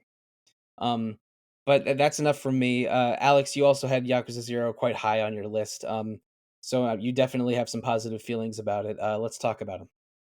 I mean, like you guys have touched on so much of what I love about the series and this game in particular already. So I don't have too much to add, other than to say like this is my favorite Yakuza, one of my favorite games ever, along with everything I put above it.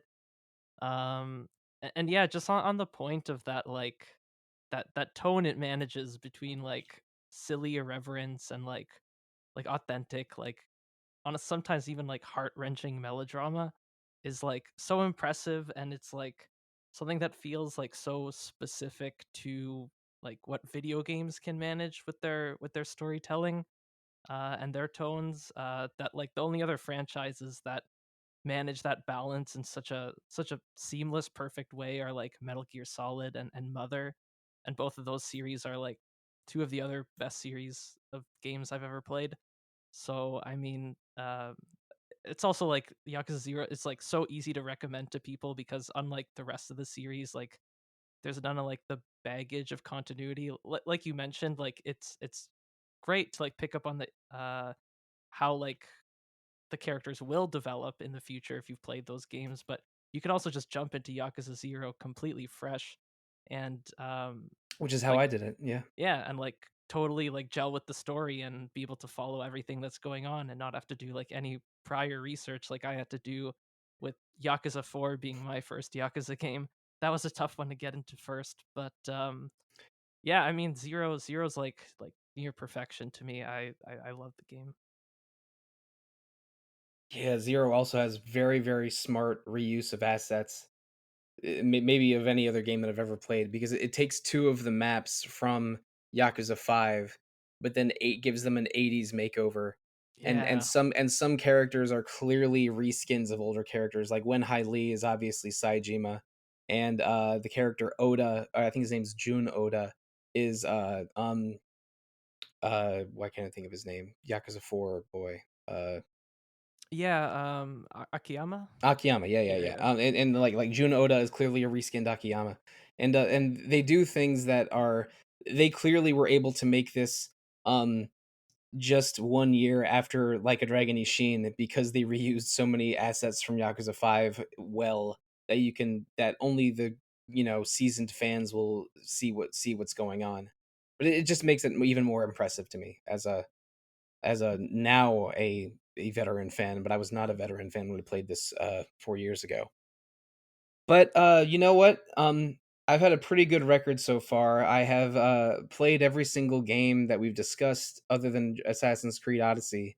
but now we're into the other game on the list that I have not played yet. But also we're in the point in the list, starting with Yakuza 0. Every game in our top 6 has had dedicated episodes of Retro Encounter. So if you say the PS4 isn't retro, then I disagree. Yeah, we did 2 episodes on Disco Elysium last year, and I know everyone on that episode was really, really excited about the storytelling present. And Aleks, you were on those episodes. Let's talk about Disco Elysium a bit. Yeah, sure. So, Disco Elysium, it is ostensibly like a classic CRPG, kind of done in like that Infinity Engine perspective. Clearly like drawing on like the aesthetics of like the original Fallout, Baldur's Gate, and especially Planescape Torment being like a much more narrative and like dialogue driven experience with also like a unique presentation of its protagonist. And like Disco Elysium just takes that even further and just been like, okay, what if we just like get rid of like the combat and like classic D&D systems altogether and just replace it with a separate like RPG system that is much more philosophical, much more kind of heady in terms of like how it fits into the gameplay and the world and everything that this game manages to accomplish with its characterization and world building. And yeah, that it throws you into the underwear of Harry Dubois, who's just an amnesiac protagonist, The like underwear. any other good video game protagonist.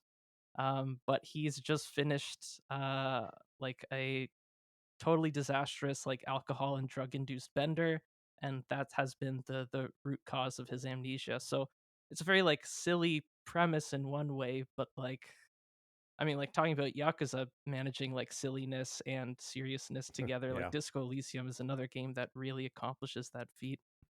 Um, and so yeah, you are a total mess of a human. You get to spec into certain systems and stats at the beginning of the game, but instead of it being like strength, dexterity, intelligence, charisma, and all those classics, you have things like, oh, are you gonna spec into your intelligence, which includes things like rhetoric or your conceptualization ability or your ability to be dramatic in certain situations, or will you spec into like your hand-eye coordination and like your motorics and Physical instrument is my favorite. yeah, physical instrument for yeah, that whole section. And so all these stats are essentially characters that inform your gameplay experience, and your gameplay experience will be completely different depending on what stats you've spec'd most into. Because not only are you conversing with characters exterior to the world, but at the same time, like these internal characters, these factors of your personality that are most prominent in your build, just insert themselves into conversation and kind of twist the way you see things in a really fascinating way that makes no two playthroughs alike as long as you're specking in different things. Yeah. And so it's just, I've played the game twice. I got two completely different narrative experiences out of it. They were both like absolutely profound in a way that no other video game has managed. And so, I mean, on that merit alone, yeah, Disco Elysium is something special. I, I don't mean to overstate because I agree with everything you said, but I think if for a video game to capture what it is to like the human experience, at least my human experience, not to say too much about how much of a mess I am, but Harry Dubois is such an interesting slate for us to deal with in the way that it uses all those different stats to get to the different elements of humanity that all of us have, Hmm. and how sometimes the decisions he makes, there's nothing he can do about it because he's made decisions before or whatever. And it just, the way it plays around with choice, the way it plays around with narrative ideas, not to even get into all the anti-capitalist or philosophical ideas that it's dealing with, um, is amazing. And I think maybe the most important thing, not the most important thing, but one thing that people don't talk about a lot is Disco Elysium is the funniest game I've ever played, Yeah, true. by like a huge margin. It is hysterical, at least for my sense of humor, at least. Um, and early on, I was playing it as like a chaos cop. Like I just wanted to say like the rudest, most ridiculous things all the time. But the game eventually convinced me to roleplay it a different way. And like the fact that the game convinced me to like stop like taking the piss and start dealing with things more profoundly and more sincerely, partially because of Kim. Like it was a true role playing experience. And I feel like I'm being hyperbolic here, but Disco Elysium is a masterpiece. It's untouched in so many ways, and I'm so glad it's on our list at all. Yeah, I mean, like it just really points to the potential of like, what if we like adapt like tabletop systems about things other than just like the classic Dungeons and Dragons things, and had that inform like the way we interact with the world. And I think we're getting more games like that with like Citizen Sleeper and Pentiment, and I think there was like one or two other like like more explicit Disco Elysium clones that came out in the last year. And With Baldur's Gate's success, there's going to be a lot more games with explicit dice rolls in it in the next 5 years. I'm quite certain of that. yeah, But and that's the other thing, like just the gameplay of the dice rolls. Oh my god, like some of my most like So thrilling much drama. gameplay moments were just like what in my last playthrough I had a 3% labeled impossible dice roll, and I hit it and it was a success, and like my heart dropped. Like it was some of the most thrilling gameplay I've ever had, and it was just because of like the story implications and like random chance. Like my, that's something special. my biggest devastation was failing a dice roll for Kim.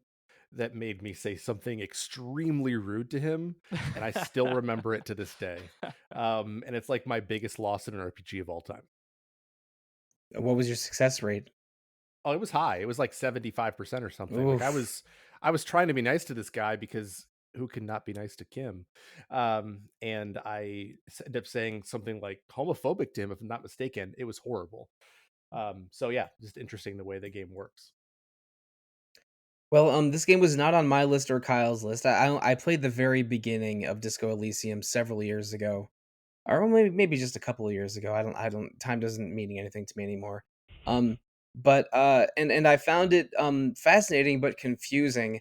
I gave into despair and passed out on the spot because I lost an argument against a union boss, I think. Yeah. um, Classic. it's a very very fascinating game for the emotional and political places that it goes, and it's also mechanically very fascinating for a game that has so many systems but no systemic combat or action. I'm still interested to try it again, to try it someday, but there's also no danger of me ever running out of video games. But Kyle, you didn't rank Disco Elysium either. Have you at least tried it? No, but I do think that of the games we have left to discuss that I have not played, so I haven't played sort of unfortunately 4 of the 5 that we have left. This is the one I'm most interested in, and it is specifically because I've heard Aleks talk about it on multiple podcasts, and I'm very very interested in the whole concept of it. All right. Well, I mean, speaking of games that Alex talked about, the Disco Elysium was fifth on our overall list, so we're at spot number 4 now. This is Alex's number 1 game on our individual rankings, and it's a game that I played in one sitting several years ago. I think in 2018, on a charity stream that ended up getting about $200 or so for DC Children's Hospitals when RPG Fan was doing a Child's Play charity stream around Halloween. But that's a story for another day. Alex, let's talk about your favorite PS4 RPG. Yeah, for sure. I mean, like I might like Disco Elysium a little bit more than it, but my rationale was kind of like, oh, I'd rather play Disco Elysium on a PC for sure. Um, so that's why I ended up putting Undertale as my number 1, which is right up there with Disco Elysium in terms of like 2 of maybe my top 5 favorite games ever. And Undertale is awesome. Speaking of yet another game that kind of manages like really silly humor and really dramatic moments. Undertale is like full of like kind of emotions and like really well written characters, and just like provides like with very minimal graphical fidelity like a really like human like bonding experience with like the different monsters you meet throughout the game, and not only like the NPCs that you actually have like cutscenes with and talk to, but also the monsters you get to interact with in battles. So long as you're not doing like a violent route, you kind of have to uh, select the act command rather than the fight command, and that kind of like defines like the two different extreme playthroughs you can do in the game. So if you want to kill monsters as you would in any other RPG and get experience points, or spoiler alert, they're actually called execution points, but you don't learn that until much later on, that you want to choose the act command, which gives you a couple of different words that define like a specific like verb or way of interacting with a monster, and you get like this dynamic like social experience with every like minor enemy you encounter, and it kind of just fleshes them out a little bit more, and actually makes for some fun gameplay, because even while you're not attacking, you still have to do like a whole like defensive mechanic when enemies are not quite like pacified yet, not quite sure of like whether you're like a friend or a foe, and so it basically becomes a bullet hell game temporarily at that point, and it's a hell of a good one too. Like you get to like you control a little heart around this little box, and every enemy kind of has unique attacks that also personalize them a little bit, which really like gets taken to its best extreme in the game's amazing boss fights. So like on that note, like the game is like really successful on both like a narrative and like mechanical level. It's extremely tightly paced at like under 10 hours, and depending on which route you choose, whether to like be violent or more of a pacifist, you get two completely different like experiences out of it. Like the violent route of the game is like one of the most like dreadful, horrifying things I've ever experienced in a video game, and then the pacifist route is one of the most uplifting, positive experiences I've ever had with the video game. So the fact that both those things are put into Undertale with a lot of other variations possible by any sort of in between, it's honestly like a miraculously designed game. Like it's brilliant. It's got amazing music on top of all that too. So yeah, love this game. I like Undertale, but it didn't rate in my top 10. And probably because of how I experienced it. I accidentally killed one enemy in the first dungeon before I really knew what the experience stuff worked. So I was level 1 the entire game, but had, I don't know, 3 experience points or execution points or something. So I played the entire game pacifist route without realizing, because I had accidentally killed one enemy, that I was already locked out of the pacifist route. Um, so the game seemed like it had a fairly underwhelming end game until the final conflict for me, and so that was a little bit personally disappointing. But I can't deny like how interesting mechanically and narratively this game is, and the frankly alarming community that surrounded it over the years. Yeah. This, I'm not sure I've ever seen a true indie ass RPG have this much of a fervent following. And I mean, whether something counts as indie, like I mean, technically, a big successful independent studio, like I don't know, like a Super Giant Games is still an indie game, but this was a game that was almost entirely developed by one person, except for some of the more complicated, I think, graphics processing. But this game is 90+% the work of one person, which is crazy to think about for how fleshed out it is and how successful it is. And I know that's not important to the act of playing the game, that it was made by one guy, but that just makes the entire total package that much more impressive to me. But I played it in one sitting with a few short breaks in a single day, and I still have I treasure that memory because this is a hell of a game. But it's just I just didn't think of it as a top 10 PS4 RPG. Yeah, I think Undertale is interesting because the memification of Undertale. Probably also clouds it negatively for me, which is not Undertale's fault, I know, but Right. this was that's how I made my list. And I think it's interesting because like I was doing like this independent study with 3 students who were like didn't want to take English class, but they wanted to play video games. So I was like, all right, let's do like a game design class where you're just kind of studying video games. Aleks helped me a little bit with it, so thanks, Aleks. And one of the first games I had them play was Undertale, and I was like, "We're going to talk about this. You've got to play Undertale." And they're like, "Ah, the memes." And they all played it, and all three of those kids loved it. And I think that one of the things that is interesting about Undertale to me is the simplicity of it. And I think that's obviously partially because of the one person designing it. But if you think about something like Deltarune, which at least at this point is so opaque, like I don't really know where it's going. But Undertale has such a it's not doing anything like extremely complex philosophically, but what it does so powerfully. I think through the mix of the tones that it's doing, the gameplay is fun but simple.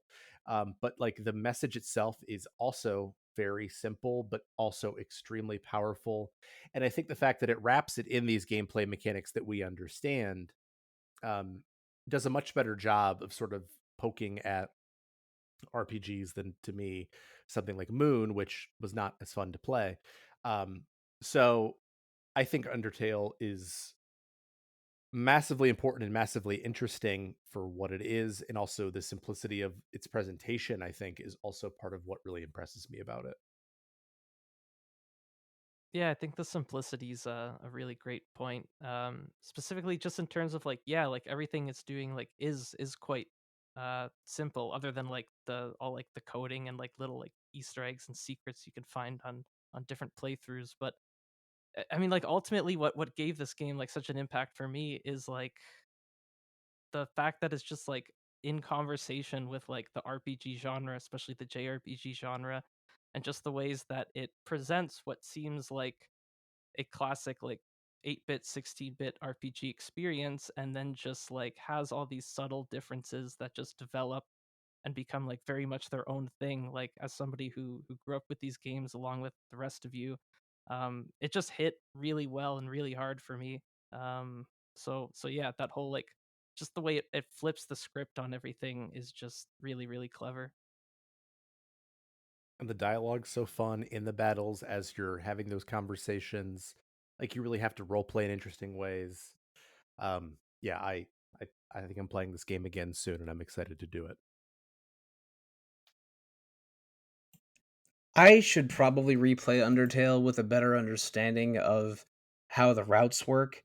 But it would probably have to be on a new system so it doesn't remember my original playthrough. But I Sollosi, played I played it on PC originally.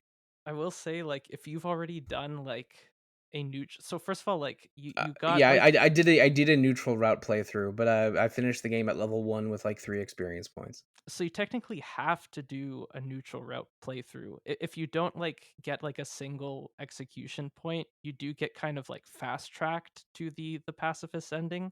But really, what you experience is what any other player would experience on their first run, unless they did like a full genocide playthrough. So you got like you started like the Undertale experience. You just have to finish it at this point. All right, so I guess that's enough about Undertale. A very very impactful game that finishes fourth on our list of best PS4 games, and third is a perhaps puzzlingly, and correct me if I'm off here. I think this is the only game on this whole list that's a PS4 exclusive. That is only playable on PS4 and 5, which again 5 can play all the PS4 games, but has is not available on any other system in any way. And that's a game we also had 2 episodes on around 6 months ago or so. Bloodborne. Bloodborne is a I would say part of the greater From Souls series. It finished in the on the top 10 lists for 3 of us, Zach, Alex, and myself. All rate Bloodborne very highly. And I'll because I didn't I didn't start off Disco Elysium or Undertale. I'll start off this one. Um, Bloodborne is really a triumph of sort of mechanics and tone and and setting all at once, because it's set in this extremely grim gothic world that has plague and blood and darkness everywhere. Um, and but the moment to moment action is so exciting. They give you the main character has all kinds of of efficacy and agility and weapon variety, and the basic attacks and dodges all feel so satisfying. But it's also a very dangerous world because the enemies in the very starting area can kill you very easily if you're not careful. But the boss fights are are both grotesque and intense and exciting. But I think the most special part of Bloodborne might be the setting, because Yharnam and the surrounding environs are interconnected and layered in such a way that it's more exciting and rewarding the more you explore. You when you find a shortcut back to a safe zone, so it's easier to get further later. It's always it's always good, like the first Dark Souls is successful on that same principle. But I don't think any Souls game I've played, which is again only Demon Souls, Dark Souls 1, and Bloodborne, really balances those things of awesome boss fights, awesome environments, connected environments, build variety, and a tone that's just bleak and fascinating. I'm not sure I've played an action RPG that's so successful on all of those fronts at the same time. And frankly, just thinking about Bloodborne and talking about Bloodborne makes me kind of want to start a new run through of Bloodborne using different weapons and maybe exploring a little bit further than I did in my first run 7 months ago or whenever that was.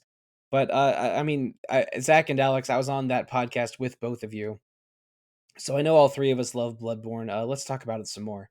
Zach, you in particular, Bloodborne was number 2 overall on your list, Mhm. so I know you. This game affected you a great deal. And it's probably number 3 overall in games for me at this point. So I've played all the Soulsborne games. Bloodborne is still at the top of my list because of all the reasons you were talking about. I think that one of the complaints about later Soulsborne games is that they don't have an interconnected world in the same way, although obviously Elden Ring does it differently. But I feel like that sense of discovery and that sense of shortcuts and the way that the world is connected in Bloodborne is really, really fascinating. And it feels like it's a really whole space. Um, and the lore is cool, and the vibes are just like excellent. I just love. I've played through all the new game cycles at this point of Bloodborne, and every time it's still an enjoyable experience because every time I get to that boss, I'm just excited for like my new weapon and how I'm going to approach that boss. And the combat feels just so good. Like I love the ability to get your hit power back when you're attacking, and it's a mechanic that works super well in Bloodborne because the enemies are a little more aggressive, but that also means that you need to be more aggressive because you can get some of your blood back. So um, it's just environmentally stunning. The storytelling, if you once you read up about it a little bit, is really excellent. I just think that it is the apex of From's catalog in so many ways, and it's one of my favorite games of all time. And yeah, I'm so glad that I played it for the podcast because I wouldn't have started it without that.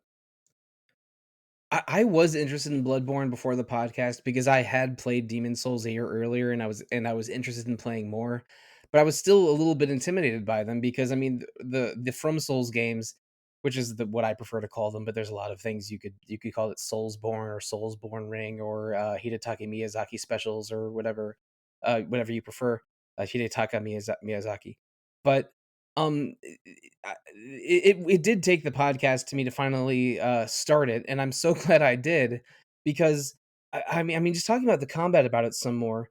If Dark Souls and Demon Souls are about like extreme patience and taking things methodically, and a game like Devil May Cry is a game about being as aggressive and mashy as possible, Bloodborne really walks the line in between those, where you still have to manage your stamina and be extremely careful of everything around you, but it rewards aggression because you can break enemy stances easily and recover lost health by attacking enemies if you do so in the tight enough window. It found a way to encourage players to be more aggressive than the somewhat turtly strategies employed by a lot of Dark Souls players, including me, literally this week. I probably couldn't have beaten the game without a heavy use of parrying with medium shields or just tanking with a great shield. But and you can't do that in Bloodborne. But it's Bloodborne is the combat in it is so good and it's so successful on every front. Then it's my favorite of the only three From Souls games I've played. But yeah, it's a special game. It finished fifth on my list, higher than Hades, which tells you something. Yeah, so even though Bloodborne isn't my favorite of the bunch, I do think it's probably the closest to perfection. I think it's just got the most going for it in terms of just like balance and just the thing as a whole. Um, because like it's not like you were just talking about Sollosi. It's not the first time Souls combat felt good. Like Souls combat definitely had its own thing going on in those earlier games and made the most of it. But it is the first time like any of these Souls games felt like a legitimate like top tier action game. And so much of that is because of the trick weapons and how much you can do with them, and like how there's more kind of player expression with the way they can transform mid combo and everything, and the of course like the blood mechanic, which just encourages you to just be more aggressive. And when these like monstrous enemies are like just yelling in your ears the entire time, like that ends up being like it interacts really well with kind of the horror theme the game is going for, because you need to be on top of things, but also you are just like fighting like the most grotesque monster you'll ever find in a game. So yeah, I mean Bloodborne is pretty much perfect. Don't have too much to add other than what you guys had said. Great game. So, Kyle, I asked you a version of this question earlier. Are you 3% more likely to try a From Souls game now? Um, I am 3% more likely to try Bloodborne, without a doubt. I'm still the whole kind of Souls like genre still makes me a lot of nervous. But this is not the first time I've heard the majority of you wax poetically about Bloodborne, and if I had to play one, I think that would be an easy choice for me. Yeah, it's a great starting point. It was mine.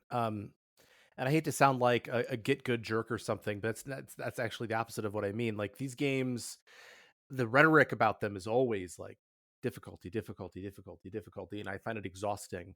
Um, like, this game is about this game is about the feeling of the environment. This game is about exploration. It's about discovery. Like, is it hard? Yeah, I mean it's hard, but it's actually not like that much harder than like another action game once you get the rhythm of it. I can't say that for necessarily every Soulsborne title, but this one I think it's very true with, and I think it's a great starting point. Yeah, like with Undertale, it's like don't let what the community's done with the game put you off. Like it's got its own thing going, and a lot more appeal beyond like what a lot of the fans like obsess over and focus on. It's definitely worth a shot at least. Yeah, continuing my 2.5 years and counting of comparing Souls games to Monster Hunter games. These aren't brutally challenging games at like the dexterity level or sophistication level. These are just games of learning. Like you learn the environment, you learn your move set, you learn the enemy's movements, and you can succeed. It's just sometimes it requires some persistence. Sometimes maybe you'll hit a wall until you get an epiphany, and then the rest of the game is much easier. Um, but you need to approach them with patience and don't listen to what the community says. Like maybe listen to what they say if they tell you go up instead of down in the beginning of Dark Souls. But beyond that, you just go in there with an open mind, and you'll discover. In I feel one of the truly best series of video games, or greater oeuvres of video games in the last decade or so. And don't be afraid to summon. Like Oh yeah, summoning, like the community treats it like it's an improper way of playing the game. Like the series was designed with summoning in mind. Like if you're struggling through something, summon like an NPC or another player. They'll help you out, and you'll be able to continue enjoying the game. yeah, and there's even story implications and fun around summoning that whatever. Don't listen to the toxic elements of the fan base. Is the moral of the Yeah. story always here? Yeah, if you're playing through and you want to summon me anytime, I freaking love this game. Now, and I don't say this with any rudeness, but Bloodborne is a bit of a toxic game because there's so much poison and life loss in it and plague in it, and not because of the attitude. But moving on from Bloodborne, I want to talk about what I think is maybe the least toxic game on this list because maybe this is my bias talking. Okay, it's definitely my bias talking. I mean, nothing communicates JRPG wholesomeness to me more than Dragon Quest. And number 2 on this list is my number 1 favorite PS4 RPG, Dragon Quest 11. I played it in 2018 when it came out on the PS4, and I recently replayed the expanded version, Dragon Quest 11S, right at the beginning of 2024, and we did 2 podcasts on it that you can listen to if you choose. I think Dragon Quest 11 is as close to a perfect turn-based RPG as there's ever been. Um, the movement around the world feels fast, and the turn-based combat feels snappy, even though it's turn-based. But it has enemies visible on the screen, so you're not beholden to the combat like a game with random encounters. Whether you like random encounters or not, like it's nice to be able to have some choice in the matter, like in 11. I love the cast here so much. They represent the 8 main playable classes, or 8 of the 9 playable classes in Dragon Quest 3, while each being fully fleshed out in their own right and great characters that get their specific story moment at different points, and just extremely fun personalities overall. The tone of the story sort of starts out subverting classic Japanese RPG tropes, and then eventually falls into them, but then pulls them off as successfully as just about any RPG ever, at least in my very biased opinion. But this whole game just makes me feel so much joy, even in the darker moments of it, because it just it hits classic Dragon Quest notes so perfectly that most of these mechanics could have been in an RPG 30 years ago, but instead they feel absolutely fun and classic in this game. Um, and there's some controversy for people that love Dragon Quest on whether the third act of this game is good or not, because Ugh, it's yeah great. It's yeah amazing. it undoes parts of Act 2, but in a way that makes me feel like you've seen a puzzle break apart and fall on the Yeah. floor, and then you get to put it back together again in a way that is I in the puzzle analogy is much stronger in Dragon Quest 7. But I love almost everything about Dragon Quest 11, and I was almost worried when I played it earlier this year that it wouldn't hold up to my memory of it, but it absolutely did. And anyone that loves RPGs should play it, even if they have qualms about Dragon Quest or haven't played a Dragon Quest game. I again, but it's number 1 on my damn list. Of course, I have such positive feelings about it. Yeah, I mean, if I was gonna recommend someone to play a traditional turn-based RPG, this would be the one. It's just you hit the nail on the head. It is a perfect RPG. Like there are almost no flaws to it. As Alex said about Bloodborne, I think that's also true here. I think it is extremely well paced. Even when you're revisiting areas that you've seen before, they're recontextualized, and there's something else interesting going on in that town. Like the moment to moment storytelling is so Dragon Quest, but also modernized in a way that isn't too modern, but like, that it makes sense. Um, it gives you and I think that like, the third act is so perfect because it shows you how much can be done with this turn-based system. Outside of the story implications, like this turn-based system is very like Dragon Quest, I don't know, 4 to some degree, right? But it allows you to like experiment with these different buff combinations and how many turns are you going to do a fight in and things like that. And it's just it's such a wholesome game. I played it in like, I don't know, 8 days, and I was at work. So I freaking loved this game. The fact that it only finished 7th on my list is an indication of how strong I think the PS4 library is, because I absolutely love this game. Um, and Zach, I don't mean to insult you, but I do notice that, I mean, I'm not sure if Undertale counts or not, but I think this might be the only fully turn-based game on your list. Holy crap. Yeah, Really? That's wild. unless I mean, other than Disco Elysium, right? But that game That's not also. turn-based. Oh, yeah, it doesn't Yeah. exactly have turn-based combat.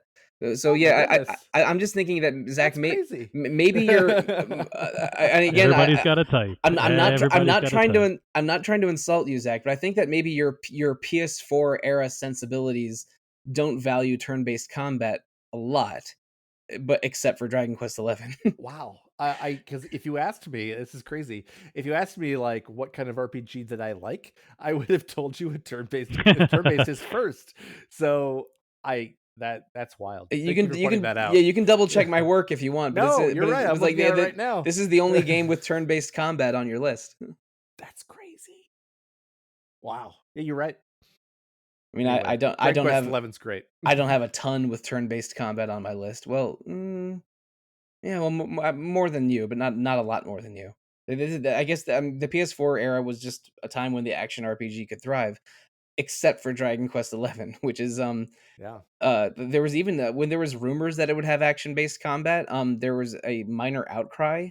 Oh yeah. But No way. what they ultimately decided was like, yeah, we thought about turn-based combat, but didn't like it, so we just changed it so you could move characters around in combat, so it looked more natural if you wanted to. But I still sort of would keep the lining up on opposite sides anyway. Because you know what I mean. Like there's a setting you can change in battle so that your characters are sort of walking around each other. Yeah. In between. Yeah. Pointlessly, but yes. Yeah, I don't love it, but it is an option. But Alex, you had it on your list as well, almost as high as I did. It's third on your personal list. So but I didn't podcast about this game with you earlier this year. So what are your feelings in Dragon Quest XI? Yeah, I didn't make that podcast just because I didn't have time to put another 100+ hours into the game, but it's absolutely one of my favorite RPGs. I think it is the most perfect RPG I've ever played. I played it. I was playing it at the time that the pandemic hit, and I just remember like having my Switch in handheld mode. I was playing the definitive edition, and just like absorbing like kind of that warm, nourishing spirit you were describing earlier, Sollosi, and just I like the game gave me hope for the world while there was very little hope in sight. Which is an amazing feat for a game to accomplish. And on one hand, like the I love having like the monsters like out in like that you could like see them in the overworld and you can dodge them because like I thought the game was like it allows you to like customize your difficulty a little bit because I remember like just dashing through a lot of the early dungeons just like get to the boss like and like that allowed me like to keep the difficulty fairly high because I felt pretty comfortable with the turn-based combat while also just shortening my play time and oh my god like many RPGs could use that function, right? um and I mean I guess we are getting it a lot more with re-releases and remasters having turning off random encounters, but Dragon Quest 11 had it just baked into its design, which is great. But the highlight for me personally is probably like just the towns in the game.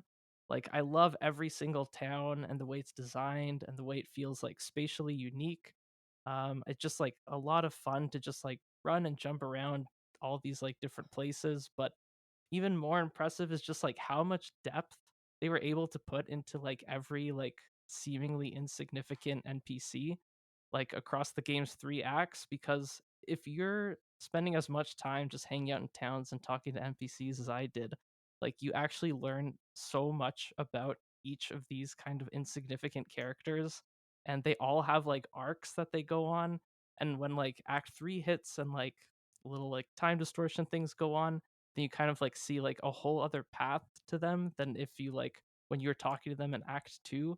And it's like it's kind of like mind blowing like how much like writing is in this game that you could like completely skip over, but if you take the time to digest like actually like creates like one of the most like fully realized worlds like I've ever encountered in an RPG. And yeah, so that on top of like the tightness of the design just really made this game like hit really well for me. I don't want to spend too much time talking about Dragon Quest XI because this podcast is already running quite long, and we just did 2 episodes on it earlier this year.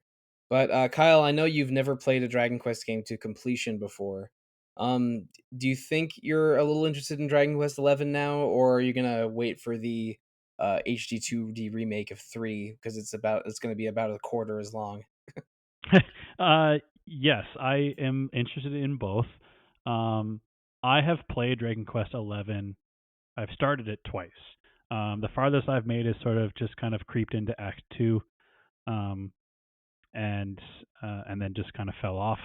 But I did enjoy my time that second kind of run through quite a bit. I For some reason I've always struggled to connect with Dragon Quest, but I am extremely interested in both the 11S version, and perhaps on the Switch, so that I can be a little bit more on the go with it, and the remakes for sure, especially as somebody who completely missed the first 3 Dragon Quests for multiple reasons, but for them all to get HD remakes coming up, I'm very interested. Me too. I think also one thing that's in the S version that wasn't in the original is that you can play battles at 50% higher speed. Oh, nice. Always here for Yeah, that. Yep. there's a fast forward option if you've seen the animations once and you're just good to make it go through faster. I mean, that's how I played it, and maybe that helped me keep my play time to only around 80 hours instead of 110. But yeah, I can't recommend Dragon Quest 11 enough. But that finishes second on our list. And listeners, I'm gonna speculate a little bit here. I'm imagining that you're now thinking either you're thinking between 2 games for the number 1 overall spot. One of which is correct, and the other one is perhaps shockingly not on our list. But maybe we'll talk about that other one at the end of the episode. But the number 1 game on our list finished in the top 4 for Aleks, the top 2 for me, and is Zach's, I believe, favorite video game of all time, or close to it, if not. That or Suikoden too. Yeah. Okay, right. We've talked about that one before as well, and We have. that game finished number 1 on our PS1 ranking list from a couple of years ago. Yeah. So if you don't mind, Zach, do you want to kick this one off for us? It's a game that I played for the first time for this podcast, I believe in 2020, a few months before the world changed. But this is another game about a world changing, you could say. Yeah. So our number 1 choice is Nier Automata, which, if you heard that I was on this podcast, you had to know it was going to finish somewhere on this list. Nier Automata is not a perfect RPG, which I think is the opposite of what we said about the last 2, but it embraces messiness. So I think when I think about Nier Automata, I can't ever not think about the ending, which I don't want to spoil. But this is a game, I think, fundamentally about what it is to be human, and it uses gameplay systems in a way that is not always necessarily fun, but is always thematically relevant. And I think that the combat in Nier Automata is fun, but not amazing. Like Platinum helped. It's good.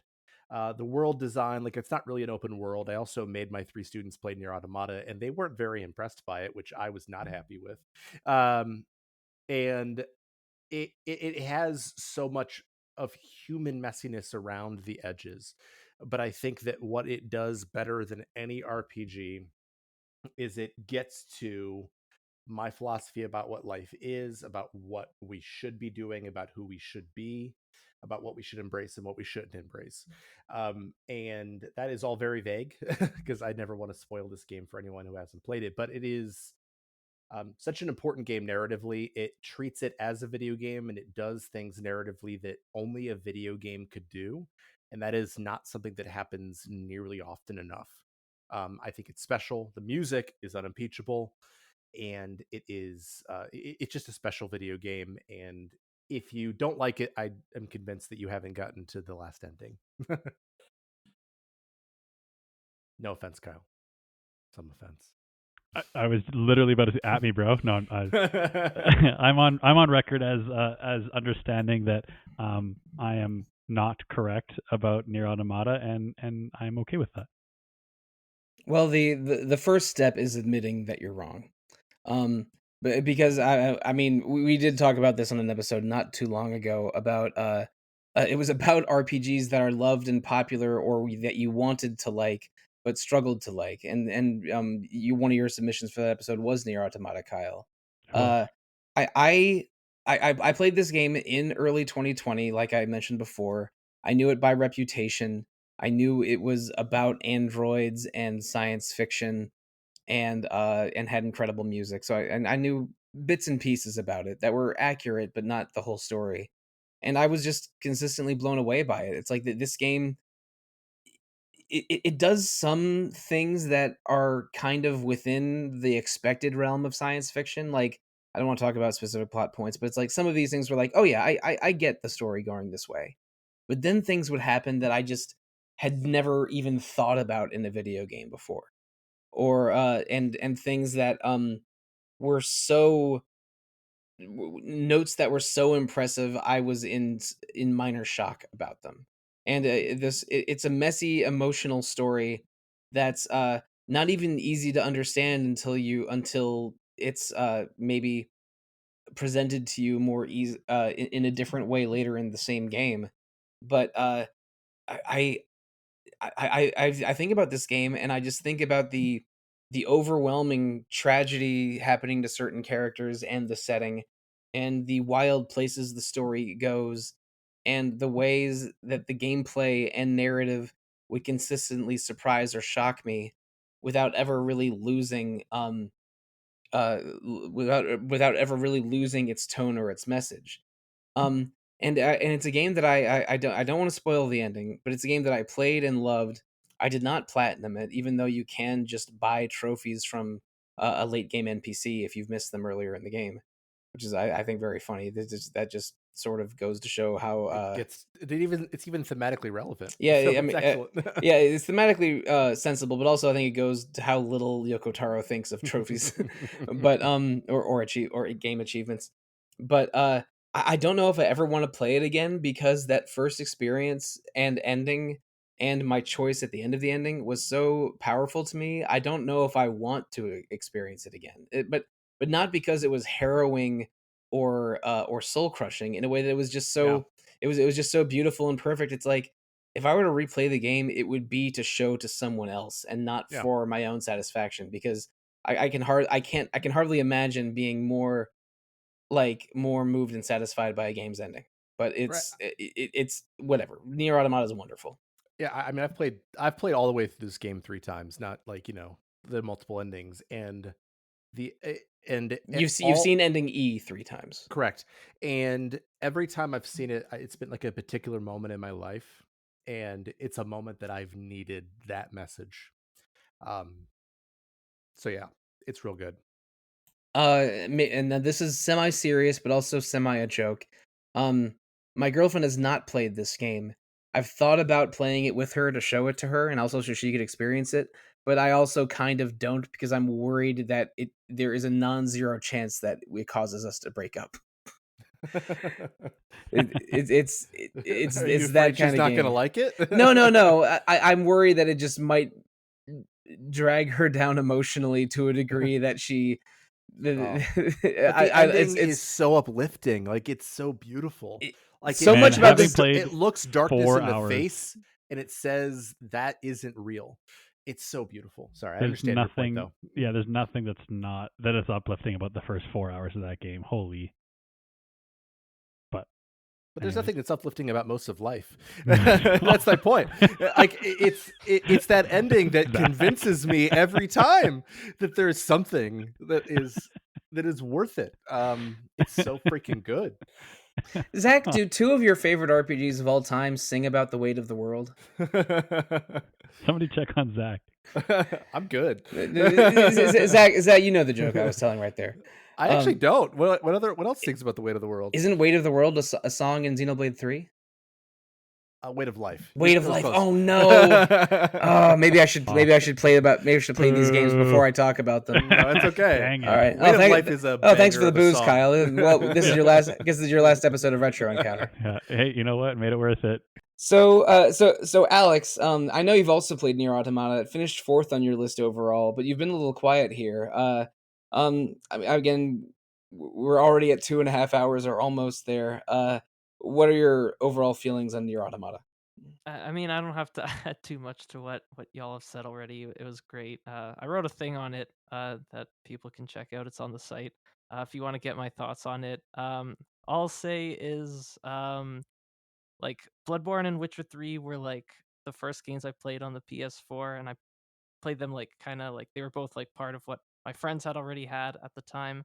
But Nier Automata was the first game I bought, and it was because I knew I'd love it, and I don't even remember why I knew that. I don't know what I read about it or if I just like heard some of the music or something, or like saw like the concept art. I don't know, but I knew I'd love it, and I started it on that communal PS4, and it was separated from me before I could finish.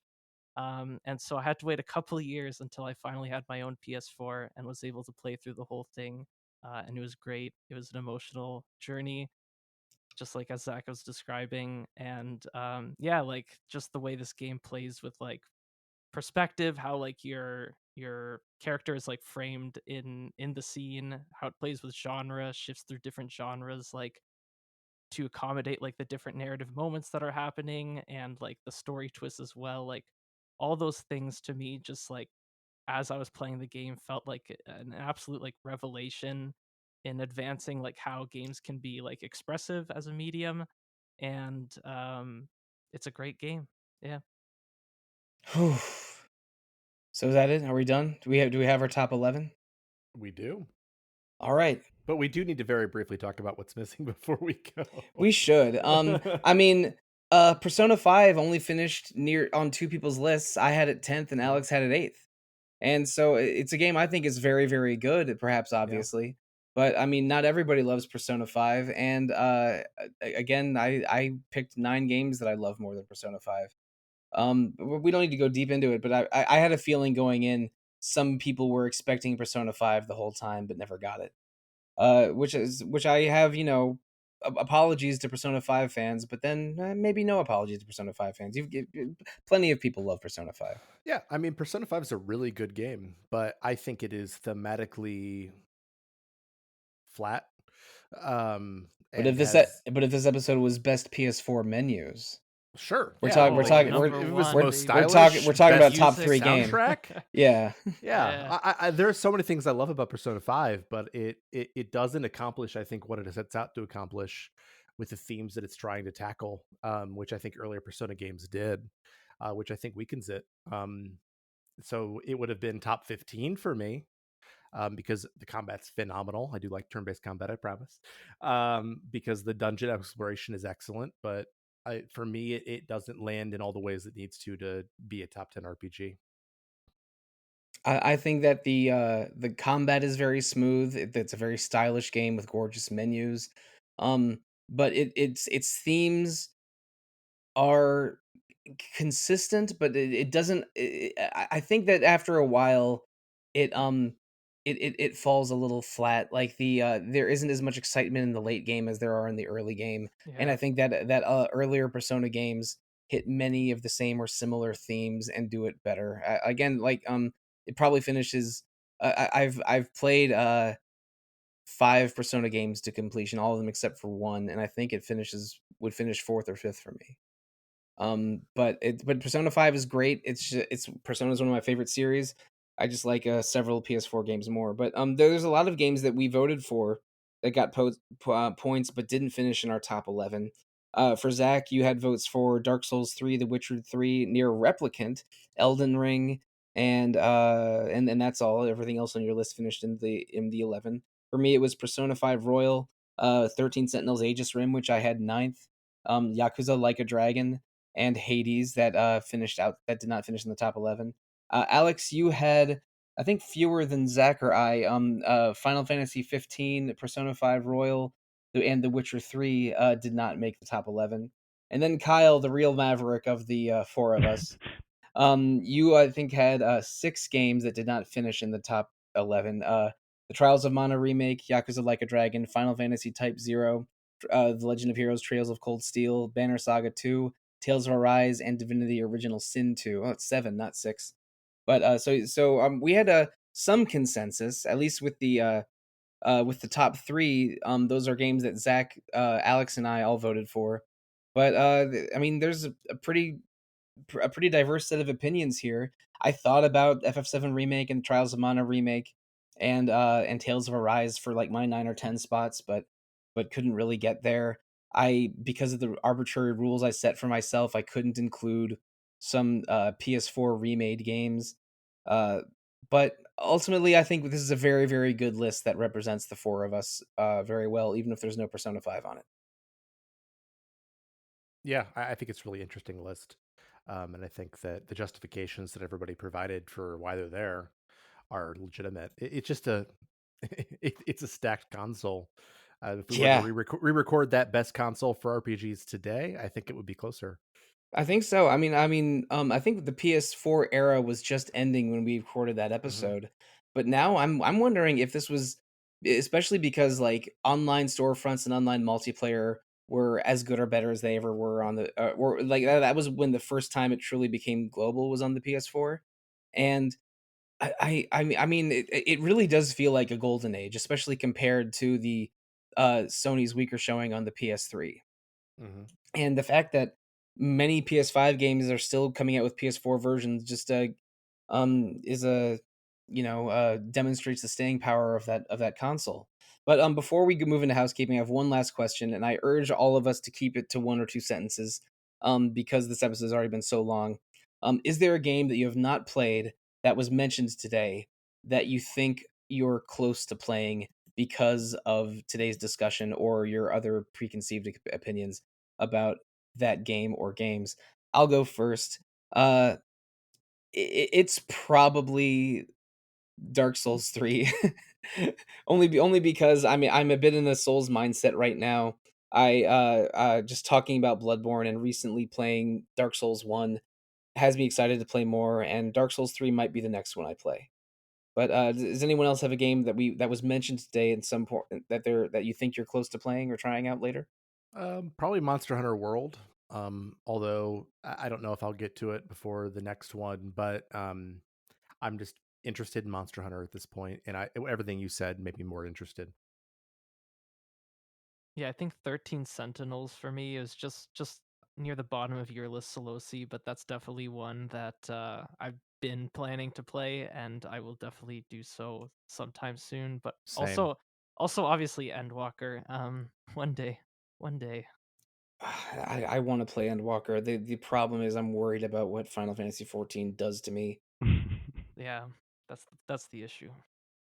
I think for me, it's probably Hades. Um, it's something I've always had in the back of my mind, and I'm definitely closer to playing it today than I would have been otherwise. Yeah. Right on. So thank you so much, Zach, Kyle, and Alex for joining me today. This was a long one. We had a lot of games to discuss, and I think it was at least an interesting discussion. For speaking personally, but Retro Encounter is a podcast full of many interesting discussions. Except once a year or so, we throw discussions out and just try to have a RPG knowledge measuring contest between us. Next week we are doing another quiz show. It's a lot of work preparing these, so this might be the last quiz show I ever do. But Zach, you're going to be on that because I can say it now. We're bringing together the 5 previous champions of RPG Fan Quiz Show Oh to man. determine who is the true RPG Quiz Show champion in the non-Sollosi division. Dun dun I already have dun. predictions, and it ain't me. I feel like we might have the same prediction, but Yeah. I'm not gonna say anything. But also later in July, I've mentioned it a couple times. I very very recently finished Dark Souls. Just less than 48 hours ago. And that's our game for July. We're doing 2 episodes on the first Dark Souls, not the first Souls, but the first Dark one, which was a 2011 PS3 and Xbox 360 game that has since been remastered. So it's quite easy to find on PS4, in fact. And I thought that game was excellent. Spoiler alert. But we're going to spend 2 full episodes discussing it later this month. And you know what? I think we've already alluded to it. In August, we're playing Dragon Age Inquisition. which I'm going to start very, very soon and hopefully be ready to record 2 episodes on, coming out in August. But that's about all I'm ready to discuss for now. I still have quiz questions to write before we record that quiz show episode. And I'm looking forward to seeing how that goes, Zach. I know you are too. I mean, sort of. I know I'm gonna lose. That's exactly the right mindset to go into if you're intending to win. But listeners, we hope you enjoyed the discussion today. If you want to email us questions about the PS4 or Dark Souls or Dragon Age or why Persona 5 should have been on the list, the best way to come into contact with us is to email retro@rpgfan.com. You can also find RPG Fans' presences on Facebook, Instagram, Threads, Twitter, Twitch, YouTube, Discord. Always either RPG Fan or RPG Fancom. Our RPG Fan also has 2 other podcasts in the RPG Fan Podcast Network: Random Encounter every 2 weeks about randomness and what games we're playing, and Rhythm Encounter every other 2 weeks about RPG music. Please leave us reviews at Retro, Random, or Rhythm Encounter on YouTube, Spotify, Apple Podcasts, or however you're listening to us. We love feedback. But our favorite version of feedback is if you go to rpgfan.com/shop and support RPG Fan with your wallet. On a shop hosted by TeePublic, you can buy RPG Fan emblazoned merch like coffee mugs, phone cases, of all kinds of apparel and other things, and as well as a book hosted by Hyperplay RPG, a UK based publisher that helped us release a 300-page book containing around 300 one-page reviews from RPG Fans' history. Both of those storefronts are super great, and we would love for you to support us that way. But if you want to support us by leaving us messages on social media or email, let's tell the listeners how to do that as well. Starting with you, Aleks. You can just email me at alexfraniczek@gmail.com. Now, Kyle. Yeah, on Twitter, or X, whatever they're calling it, at Kyle RPG Fan. Now, Zach. You can email me, zachw@rpgfan.com, or you can find me on our Discord as ZachW. And listeners, I am on the internet most easily found either on RPG Fans Discord, Instagram, or Blue Sky, all of which I am Evoker for Dogs. Now that's a PS3 reference. No, a Persona 3 reference, which is PS2 and PS5, but not PS4. So I couldn't have had it on my list. But I mean, one of us did have a PS4 port of a PSP game on the list. I'm getting dizzy. So maybe I should just change my whole list and put Persona 4 number 1. Listeners, thank you. Good night and good luck.